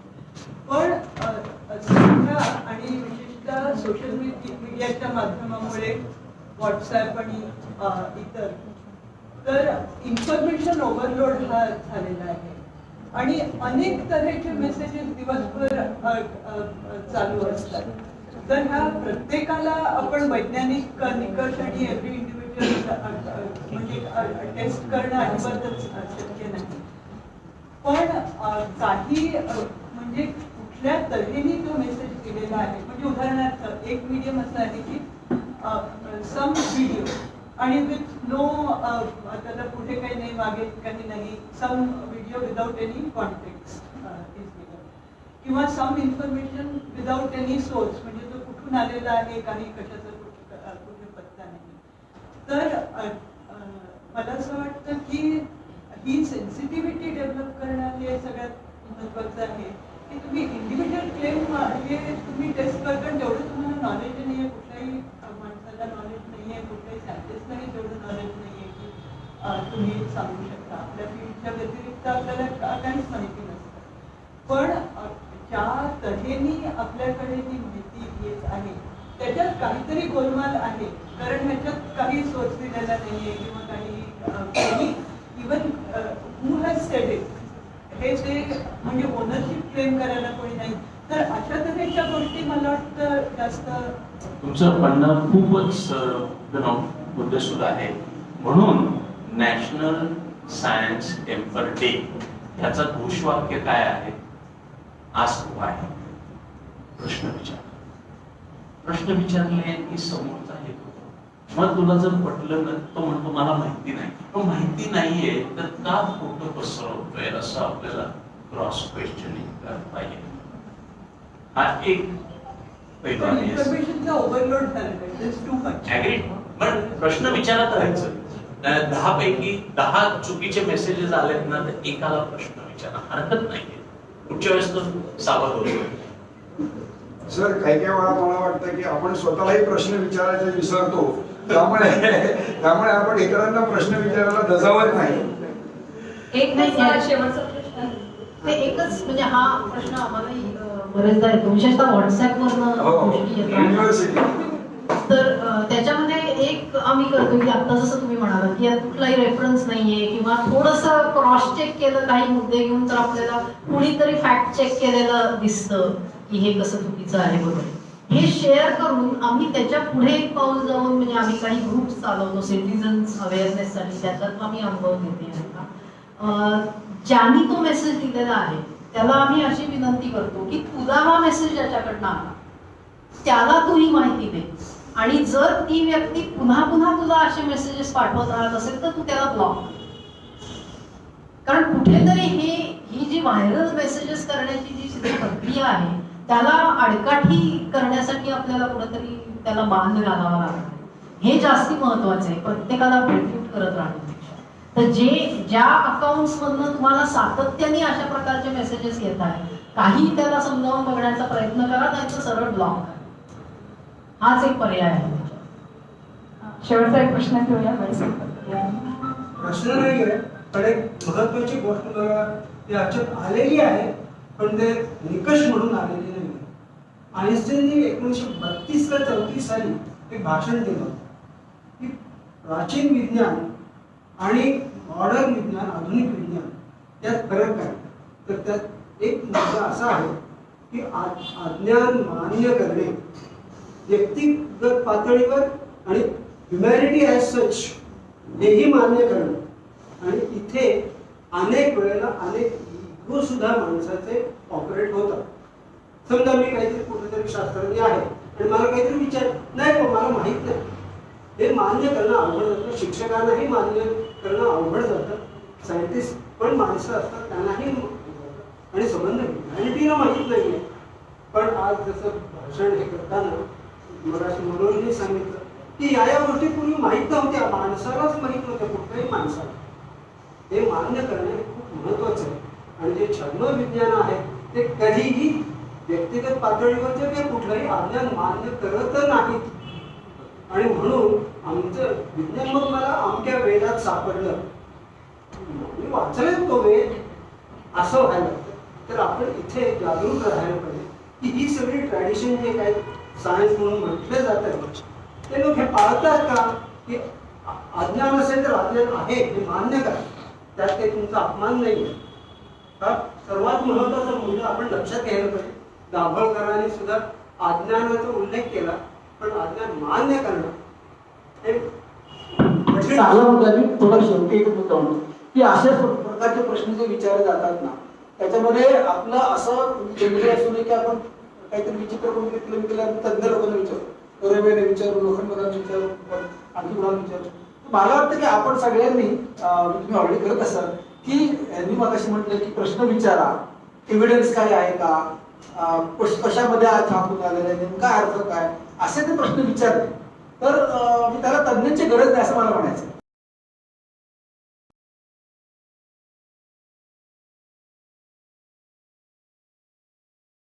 रेफरन्स पाठवा असं जर आपण म्हटलं तर मला वाटतं की मी पाहून हवा नाही की काढून घेतलं, पण ते अशा पद्धतीने मांडतात की आपल्याला कुठेतरी तज्ञ माणसालाच विचारायला पाहिजे. मला असं वाटतं की जरूर आपण म्हणजे ज्ञान तज्ञ माणसाला विचारणं वेगळं, पण हा ज्ञान लालसेचा मुद्दा नाही, हा खोटारडेपणा उघड करण्याचा. एक शेवटचा फक्त थोडक्यात एक महत्वाचा प्रश्न राहून जातो म्हणून that conversation needs to be had. आता रिसेंटलीच आपण अनेक जणांच्या लाईफ टाईम मधला एक खूप मोठा हेल्थ इव्हेंट किंवा हेल्थ इन्सिडेंट एक्सपिरियन्स केलाय, कोविड पॅन्डेमिक.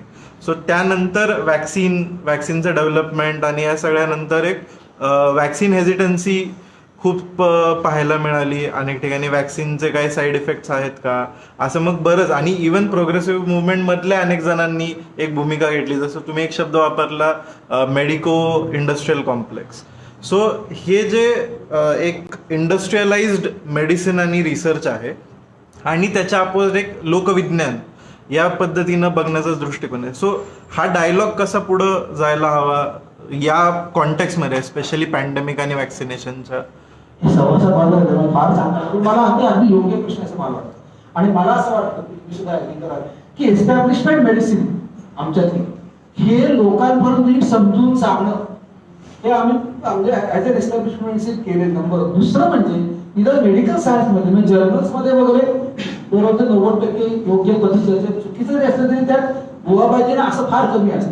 अनफॉर्च्युनेटली इव्हन आमच्या मेडिकल सायन्समध्ये सायंटिफिक जर्नल्समध्ये फार्मा कंपनीचा फार मोठा हात आणि त्याच्यामुळे पेपर्स सिलेक्शन करणं, मॅनेज करणं, खोट्या गोष्टी खऱ्या सांगणं हे खूप होतं.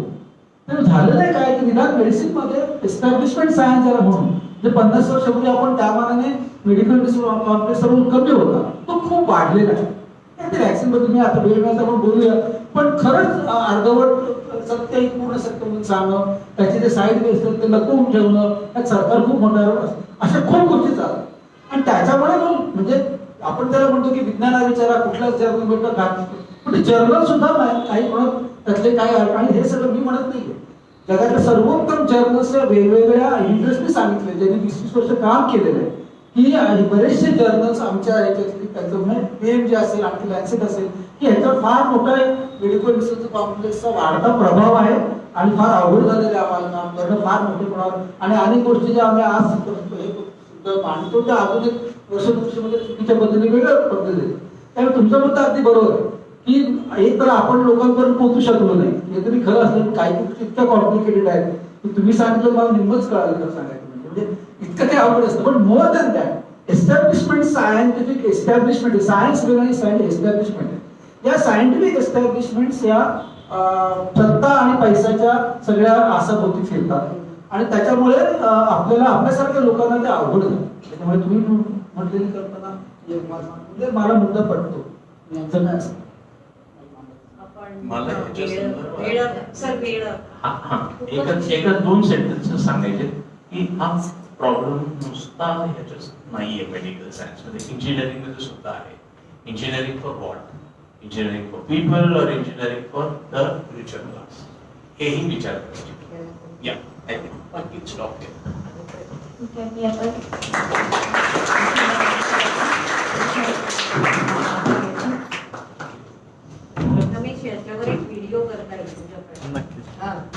Thank you. Wonderful panel discussion, very stimulating views. मी तुम्हाला सर्वांचे आभार मानतो. तुम्हाला आम्हाला वेगवेगळ्या प्रश्नांची आमच्या उत्तरं दिली. Thank you very much. I think everyone wants to carry this discussion ahead. आणि आपण डॉक्टर मनोज साठी काही आपले प्रश्न असतील तर yeah, there are a few questions from there. So please go ahead. Dr. Manoj, do you want to come ahead? Yeah, so there is one question from there. We can take only 3 questions. We don't have enough time, but let's take 3 questions if we have them. So one from there. Do you need the mic? Good. I just wanted to know that in the case of health and even environment, like these are threats that are like directly affect people. So I can understand the prevalence of pseudoscience in these stages more.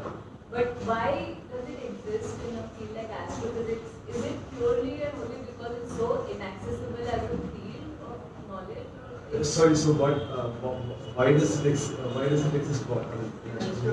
Pseudoscience and like myths and like this astrology. Oh, you mean astrology?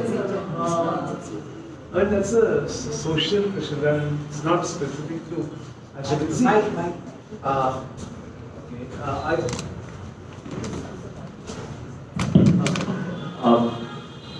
See, when human beings first looked up at the sky, so it always had this divine feel to it, right? I mean, I'm talking about our ancestors. So I think that sort of continued, but then we have gone ahead a long way, right? I mean, now we know what this is. So there are spacecrafts landing in Mars, and the Voyager is. So we have explored the planets in our solar system. Now we are talking about planets orbiting other stars in our galaxy. I mean, so we are, again, not unique. I mean, the planetary systems are quite common and all that. So, but I don't think I'm answering your question. So you're asking me why there is pseudoscience in that, about heavenly bodies and all that. Yeah, so this is. Yeah, but it's not I don't think I have any. Yeah, so I probably. Yeah. One point was, is it astrophysics not reachable or whatever? Like what? Accessible. That is generally true. So that is one of the points that I was trying to make was science has become extremely specialized and it has become a technical, the expertise kind of thing, right? I mean, rather that it has moved away from the notion that science is a process. See, I think what distinguishes science as a knowledge, body. Science, we always attribute a special place to science, right? As a body of creation, as an endeavor to creating knowledge, knowledge production. It's at a different pedestal, and that is because of the methodology, right? But that is sometimes forgotten, and the product value of science is sometimes stressed more. I think. Okay, there is any other question from there behind? Sorry, it's a similar kind of question. But I wanted to know, I mean, one of the things recently that we're saying is that, unlike, let's say, if you use the Galileo example, the larger public would not know what is happening in terms of astrophysics and those kind of developments. But in the current, in the contemporary, thanks to literature and humanities, science has also reached people through popular culture. So I was thinking especially of, on one hand, there are these fantastic developments, and it's also social media has taken over how one accesses it. And on the other hand, there is, I teach cultural studies, so there's Marvel, universe, which is also addressing questions of travel to outer space.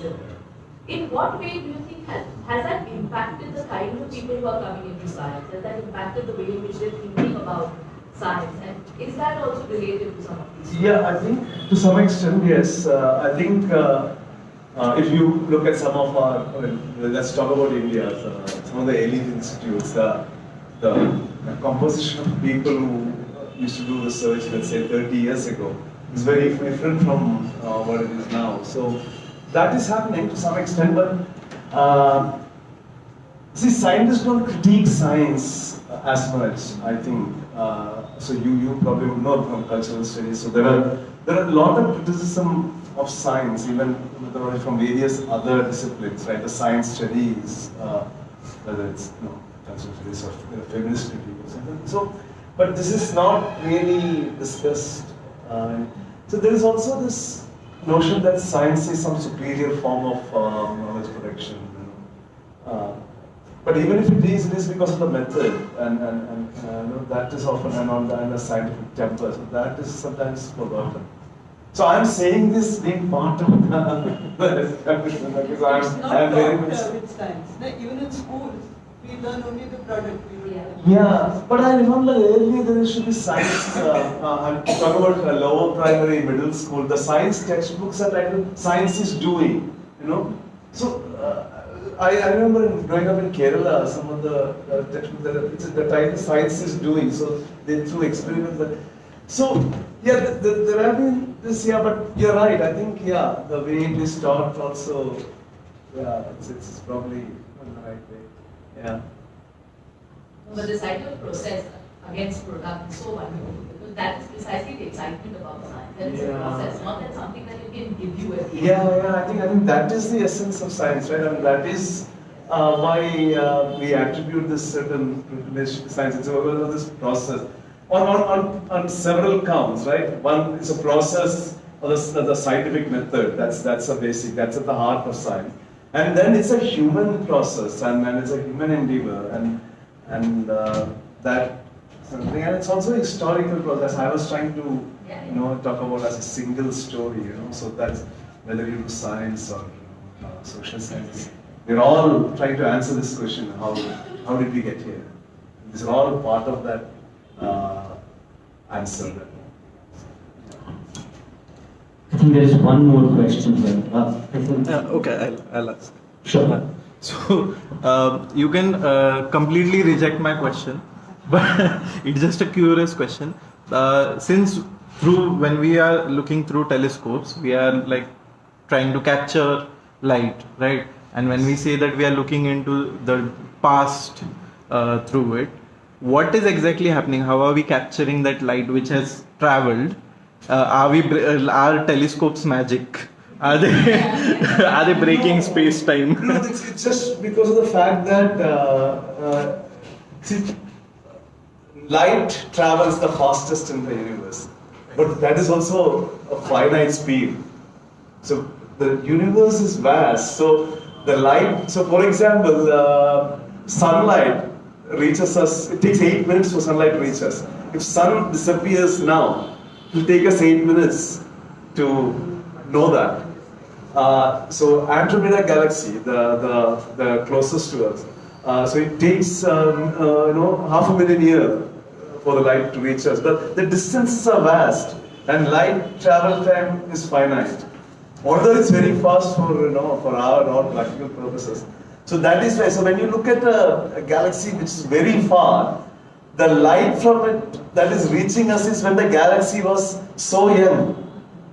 That light emitted, it has to reach us, right? So that is why we say when you look deep in the universe, we are looking back in time. Yeah, but what if some light has passed us and we are looking in the other direction now, chasing after it? No, light. So if any light from any object is emitted it's coming towards us, we'll capture it. If we have a telescope and we're looking at that object, we'll capture it, right? If you're looking at that particular. The question is how to recognize the difference between light coming to me and light which has gone farther. That was already captured. That was already captured. Yeah. Yeah. So that is red shift versus blue shift. So it's a closed window of time. Whatever has passed cannot get it anymore unless there is in the universe is really much more exciting than what we think. If this is a closed universe, the light can come back and come. But that is too complicated to imagine. So in control situation, like that, you cannot capture it.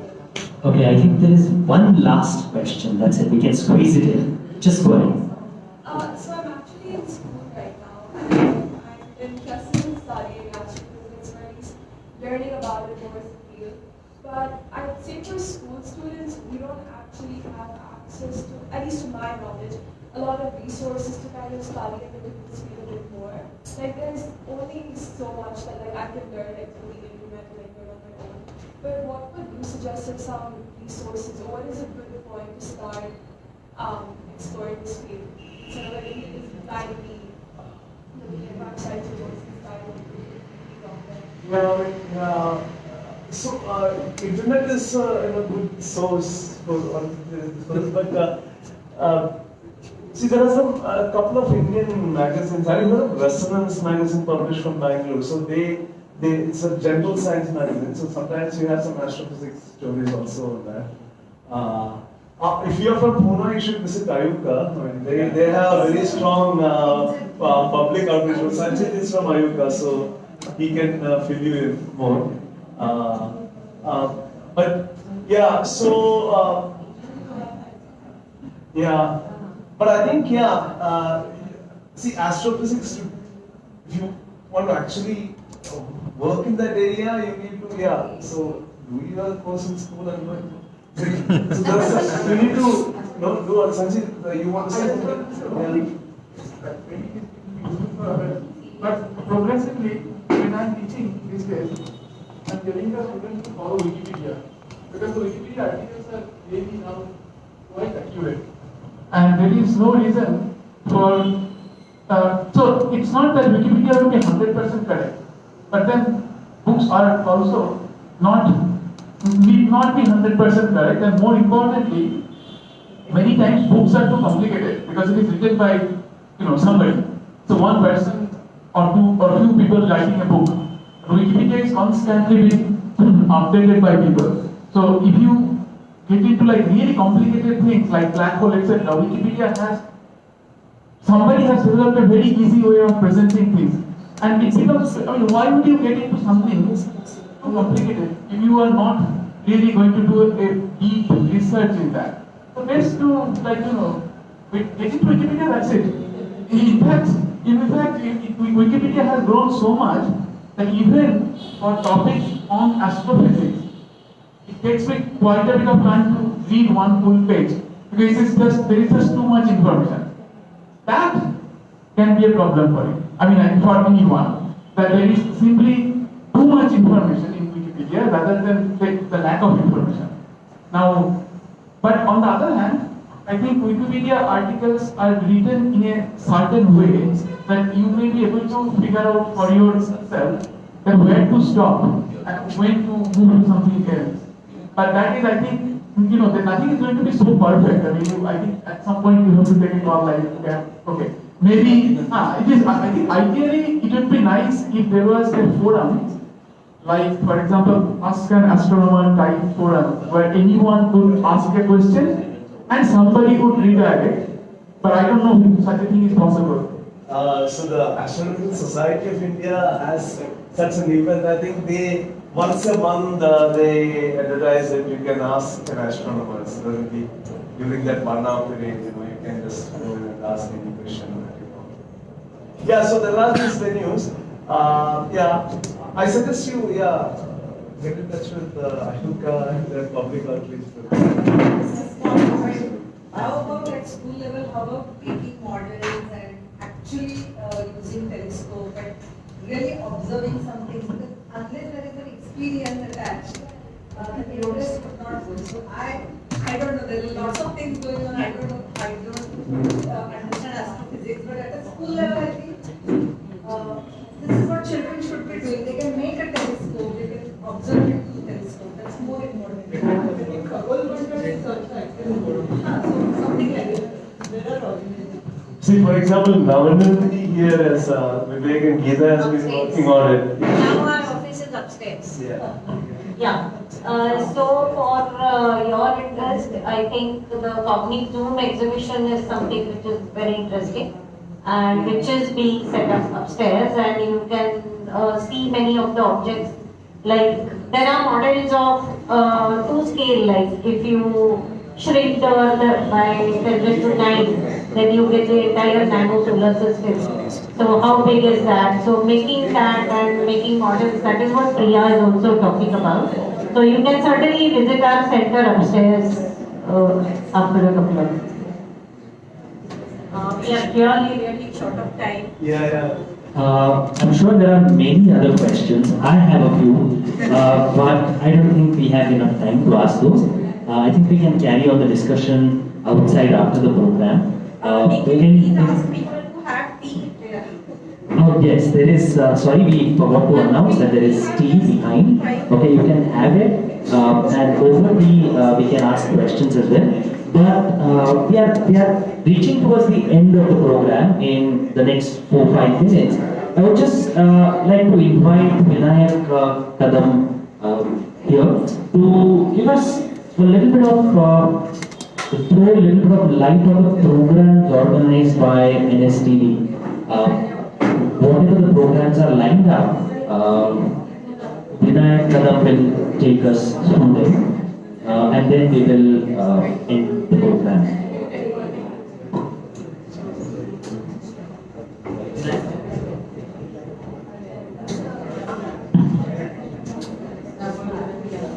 सर्वांना नमस्कार. गेली 2 तास आपण scientific paper बद्दल बोलतोय, पण जोपर्यंत हे सायन्स हे सायंटिफिक पेपर आपण लोकांपर्यंत घेऊन जाणार नाही त्याला काहीच अर्थ राहणार नाही. त्यामुळे आपल्याला येत्या पुढच्या वर्षभराचा एक कार्यक्रम आपल्याला सोबत घेऊन जावा लागेल, त्याच्याबद्दल विचार करावा लागेल. ती 1 इयर तर एक सातत्यपूर्ण करायची एक ऍक्टिव्हिटी आहे, त्याच्याविषयी आपण थोडंसं जाणून घेऊया. आपण हे सगळं मगाशी बघितले, मी जास्त वेळ घालवणार नाही.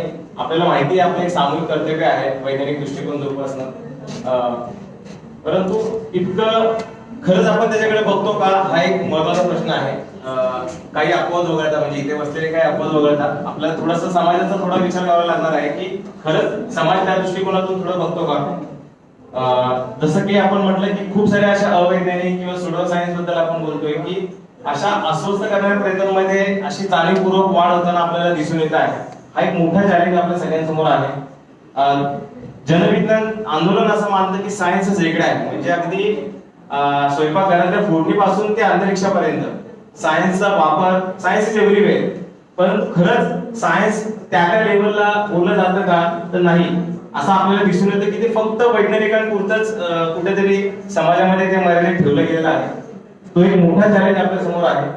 आणि म्हणून जसं की आपण त्या पुस्तकामध्ये सुद्धा लिहिलेलं आहे की जास्तीत जास्त जोमानं, उत्साहानं, पद्धतशीरपणे आपल्याला आणि सातत्याने सगळ्या पातळ्यांवर, म्हणजे फक्त शहरातल्या लोकांपर्यंत नाही किंवा फक्त गावातल्या लोकांपर्यंत नाही, तर सगळ्याच पातळीवरती किशोरवयीन मुलं असतील, वयोवृद्ध असतील, शेतकरी असतील, महिला असतील, सगळ्याच पातळ्यांवर आपल्याला हे कार्य तातडीने घेऊन जायची गरज आहे.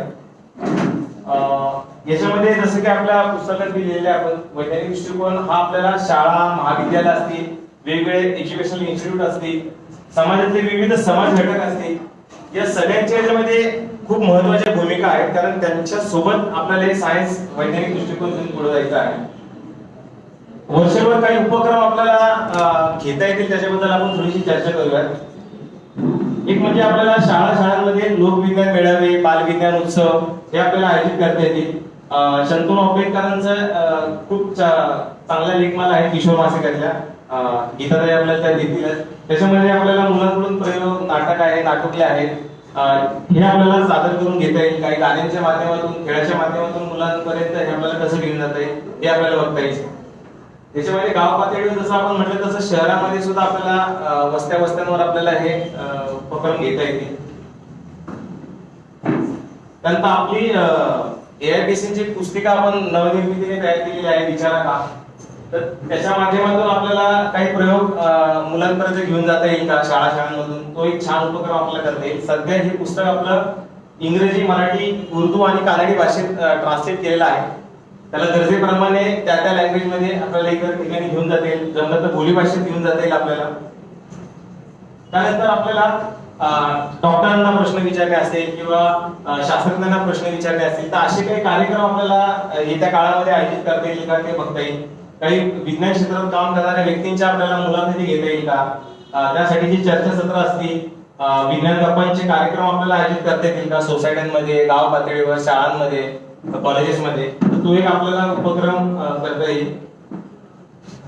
शेतकऱ्यांबाबत आपल्याला सगळ्यांना माहिती आहे की बेसिक ऍग्रिकल्चरल सायन्स हे तितकंच सक्षमपणे पोहोचलेलं नाही. म्हणजे जसं आपण शहरांमध्ये कुठेतरी चिकित्सा झाल्यानंतर औषधोपचार करतो, गावाकडे तसं दिसून येत नाही. म्हणजे शेजारच्याने अमुक रसायने टाकली, खतं टाकली म्हणून माझ्या शेतात, पण ती त्या सॉईलची गरज आहे का उगीच आपण अंधानुकरण करायचं, अशा खूप गोष्टी असतात. आणि या सगळ्याचा नाहक परिणाम त्याच्या इनपुट कॉस्टवर होतो, आपल्या हेल्थशी होतो. अशा खूप साऱ्या गोष्टींशी हे सायन्स निगडीत आहे. पण खरंच तितक्या ताकदीने आपण त्याबद्दल बोलतो का शेतकऱ्यांशी? तर मला वाटतं एक संधी आहे या कॅम्पेनच्या निमित्ताने की आपण गावोगावी जिथे जिथे शेतकरी आहेत त्यांच्यासोबत विज्ञान मंचाची आपण स्थापना करू शकतो का, तसा डायलॉग आपण वैज्ञानिक दृष्टिकोनाबाबत घडवून आणतो का, हा एक महत्वाचा उपक्रम आपल्याला शेतकऱ्यांसोबत करता येईल. कारण शेतकरी खूप मोठा आहे घटक, तो आपल्या सगळ्याच्या जगण्या मरण्याशी निगडीत आहे. तो जे काही पिकवतो, जे काही त्याच्या प्रॅक्टिसेस आहेत त्याच्याशी तुमच्या आरोग्याचा संबंध आहे. अशा खूप गोष्टी आहेत. त्यामुळं हा एक महत्वाचा डायलॉग आपल्याला या मंचाच्या माध्यमातून करता येईल. जल हा एक मोठा पाण्याबाबतचा एक मोठा विषय आहे. तो खरंच तितक्या ताकदीने पाण्याबाबतचं मूलभूत विज्ञान लोकांपर्यंत गेले का? पाणी ही एक सामूहिक संसाधन आहे हे लोकांना माहिती आहे का? तिथपासून ते पाण्याची क्वालिटी असेल, खूप साऱ्या गोष्टी आहेत. त्याबाबत आपल्याला गावोगावच्या लोकांबद्दल, इव्हन शहरातल्या लोकांबद्दल सुद्धा आपल्याला पाण्याच्या विज्ञानाबाबत बोललं गेलं पाहिजे, कारण तो एक खूप महत्वाचा आहे. त्यासाठी आपल्याला गावोगावी जलविज्ञान मंच असतील किंवा शहर पातळीवर असे मंच आपल्याला स्थापन करता येईल का, तो हा एक विचार घेण्याचा मुद्दा आहे. जसं की आपण म्हणतो की लहानपणापासून मुलांना वैज्ञानिक दृष्टिकोनाची आवड कशी निर्माण होईल, तर त्यासाठी आपल्याला गावोगावी, वाडी वस्तीतल्या शाळांमध्ये बालविज्ञान मंच सुरू करता येतील का, आणि त्याची जबाबदारी आपण प्रोएक्टिव्हली घेऊ शकतो का, हा एक छान उपक्रम आपल्याला करता येईल. महिला आरोग्य विज्ञान मंच सुद्धा आपल्याला गावोगावी किंवा शहरी वाडी वस्त्यांवर स्थापन करता येईल. अॅनिमियाचे प्रश्न आहेत, मासिक पाळी संदर्भातले प्रश्न आहेत, खूप साऱ्या गोष्टी आहेत. न्यूट्रिशन बाबतचे विशेषतः महिलांचे प्रश्न आहेत. तर या सगळ्यांबद्दल बोलणं, त्यांच्याशी सातत्याने डायलॉग करणं, यासाठी आपल्याला काही महिला आरोग्य विज्ञान मंच सुरू करता येतील का, हा एक खूप महत्वाचा मुद्दा आहे. किशोरवयीन मुलांचे प्रश्न सुद्धा खूप मोठे आहेत, जे आपल्याला सगळ्यांना माहिती आहे त्याच्याबद्दल आपण जाणार आहे. पण या किशोरवयीन मुलांसोबत सुद्धा आपल्याला काही किशोर विज्ञान मंच चालवता येतील का, तर हा एक उपक्रम आपला होऊ शकतो. NSS चे जर आपण पुणे जिल्ह्यापुरता जर विचार केला तर साधारणपणे 25,000 व्हॉलेंटियर्स आपले NSS चे आहेत. ते सगळी मुलं दरवर्षी 7 दिवस गावांमध्ये जातात, त्यांचे काही रुटीन प्रोग्राम चालतात. तर यांच्यासोबत आपल्याला काही जाता येईल का, त्यांच्यासोबतचा डायलॉग आपल्याला वाढवता येईल का, आणि तिथे आपल्याला वैज्ञानिक दृष्टिकोनाच्या प्रचार प्रसाराचे काही उपक्रम आणता येईल का, तर असे काही पॉसिबिलिटीज आपल्याला या मुलांसोबत शोधता येतील.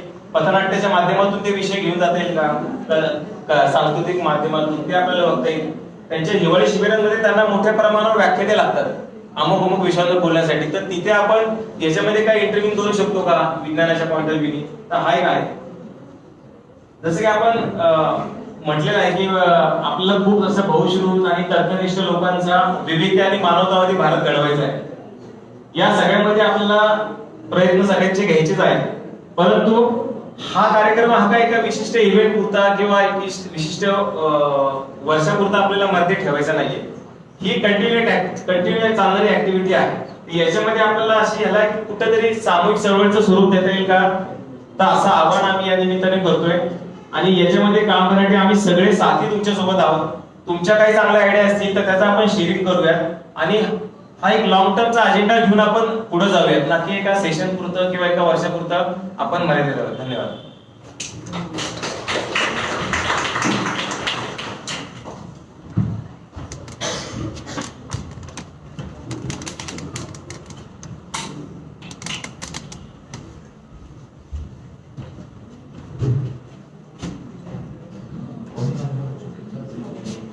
मला वाटते की आता उशीर फार झालेला आहे आणि कार्यक्रम जवळपास संपला आहे. फक्त आभार प्रदर्शन बाकी आहे, ते आपण करू.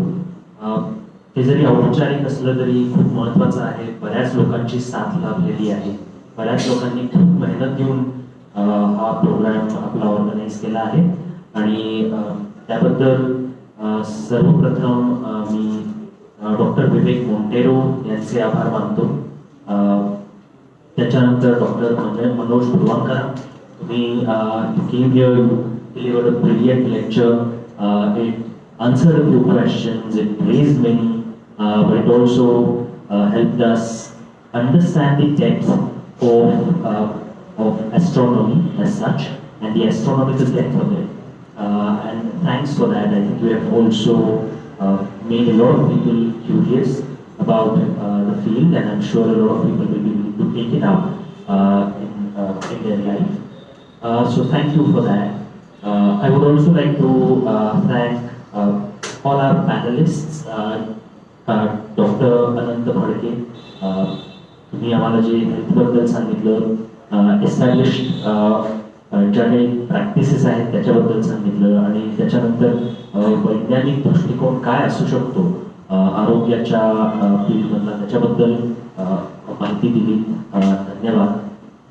डॉक्टर मुजतबा लोखंडवाला, तुम्ही आम्हाला जे खगोलशास्त्राबद्दल सांगितलं, काही प्रश्न होते ते अत्यंत नेमकेपणानं त्याची उत्तरं दिली. धन्यवाद. डॉक्टर प्रियदर्शनी कर्वे, यांच्याकडनं मी बरंच काही शिकत आलेलो आहे. आम्ही दोघं एका इन्स्टिट्यूटमध्ये शिकवतो आणि त्यांच्याबरोबर या चर्चा कायम चालू असतात आणि त्या पुढे अशाच चालू राहतील. पर्यावरणामधला तुमचा अभ्यास, त्याच्यातला सायंटिफिक दृष्टिकोन काय असावा, कशा पद्धतीने त्याचा अभ्यास करावा, अत्यंत उद्देशूनपणे तुम्ही आम्हाला समजावून सांगितलं, त्याबद्दल धन्यवाद. मी डॉक्टर शमीन पडळकर यांचेही आभार मानतो. नेमके प्रश्न विचारले आणि अत्यंत छानपणे चर्चा कंडक्ट केली, त्याबद्दल तुमचे धन्यवाद. Apart from all these, I think there are few other organizations, individuals we need to thank. I think we need to thank Brahme Granthalaya primarily for making the space available to us, helping us in every way to set this up and helping us to conduct a very successful program. त्याच्याबद्दल तुमचे मनापासून धन्यवाद. Indi journal यांनी इतकी अप्रतिम film बनवली, मांडणी केली आणि आत्ता वेगवेगळ्या माध्यमातून आम्हाला हा प्रोग्राम लाईव्ह करून दिला, त्याबद्दल इंडी जर्नलचे मनापासून आम्ही धन्यवाद करतो. तसेच ग्रंथालयाचे, ब्रह्मे ग्रंथालयाचे सिद्धोदत्त यांनी आम्हाला खूप मदत केली. इथे येऊन सगळा सेटअप आम्हाला उभा करून दिला, त्याच्याशिवाय हा प्रोग्राम कंडक्ट करणं शक्य झालं नसतं. सिद्धोदत्त तुमचे आभार मानतो. साहिल कल्लोळी आणि पुणे कलेक्टिव्ह यांचेही आम्ही आभार मानतो. त्यांच्या प्लॅटफॉर्मवरून हा प्रोग्राम सगळीकडे जातोय आणि याशिवाय जी काही तांत्रिक मदत आम्हाला या सगळ्यात साहिल कल्लोळींनी केली, त्याबद्दल त्यांचेही आभार मानतो. या व्यतिरिक्त मला वाटतं नवनिर्मिती लर्निंग फाउंडेशन यांचे आभार आपल्याला मानायलाच हवेत. त्यांचं कॉन्ट्रीब्युशन सगळ्यांना माहिती आहे. गेले 2-3 दिवस त्यांनी प्रचंड मेहनत करून हे सगळं आपल्याला उभं करून दिलं, त्याबद्दल त्यांचेही धन्यवाद.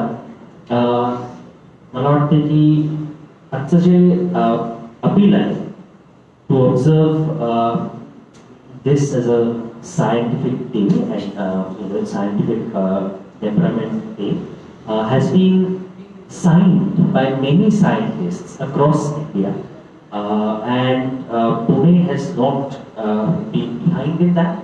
Our very own Dr. Professor Dr Narendra has been at the forefront of this appeal. So I thank all the scientists and especially Professor Dr. Dr Narendra as well for taking the leading role in creating awareness about scientific temperament. And I think in the end, I have to thank you all for having come here and participated in the program and asked many questions, and generally I'm sure we will take this discussion back to our respective spaces, to people, आणि त्यांना आपण प्रश्न विचारू, त्यांना उत्तर द्यायचा प्रयत्न करू, आणि जनरली हे जे काही वैज्ञानिक दृष्टिकोन आहे ते जास्तीत जास्त लोकांपर्यंत हा दृष्टिकोन कसा पोहोचला जाईल आणि एक आपण चांगला समाज त्यातनं कसा घडवू शकू, हे याच्यात I am sure everyone will participate. त्याबद्दल तुम्हा सर्वांचे धन्यवाद. मला वाटते की जे काही हा प्रोग्राम आहे हा तो आपण पुढे नेऊ शकू. गीता महाशब्दांचे स्पेशल आभार आपल्याला मानायलाच हवे. त्यांच्यामध्ये आपण सगळेच या कलेक्टिव्हचा पार्ट आहोत आणि आपल्या आपल्या पद्धतीने आपण हा प्रोग्राम पुढे नेऊ शकू. त्याबद्दल धन्यवाद.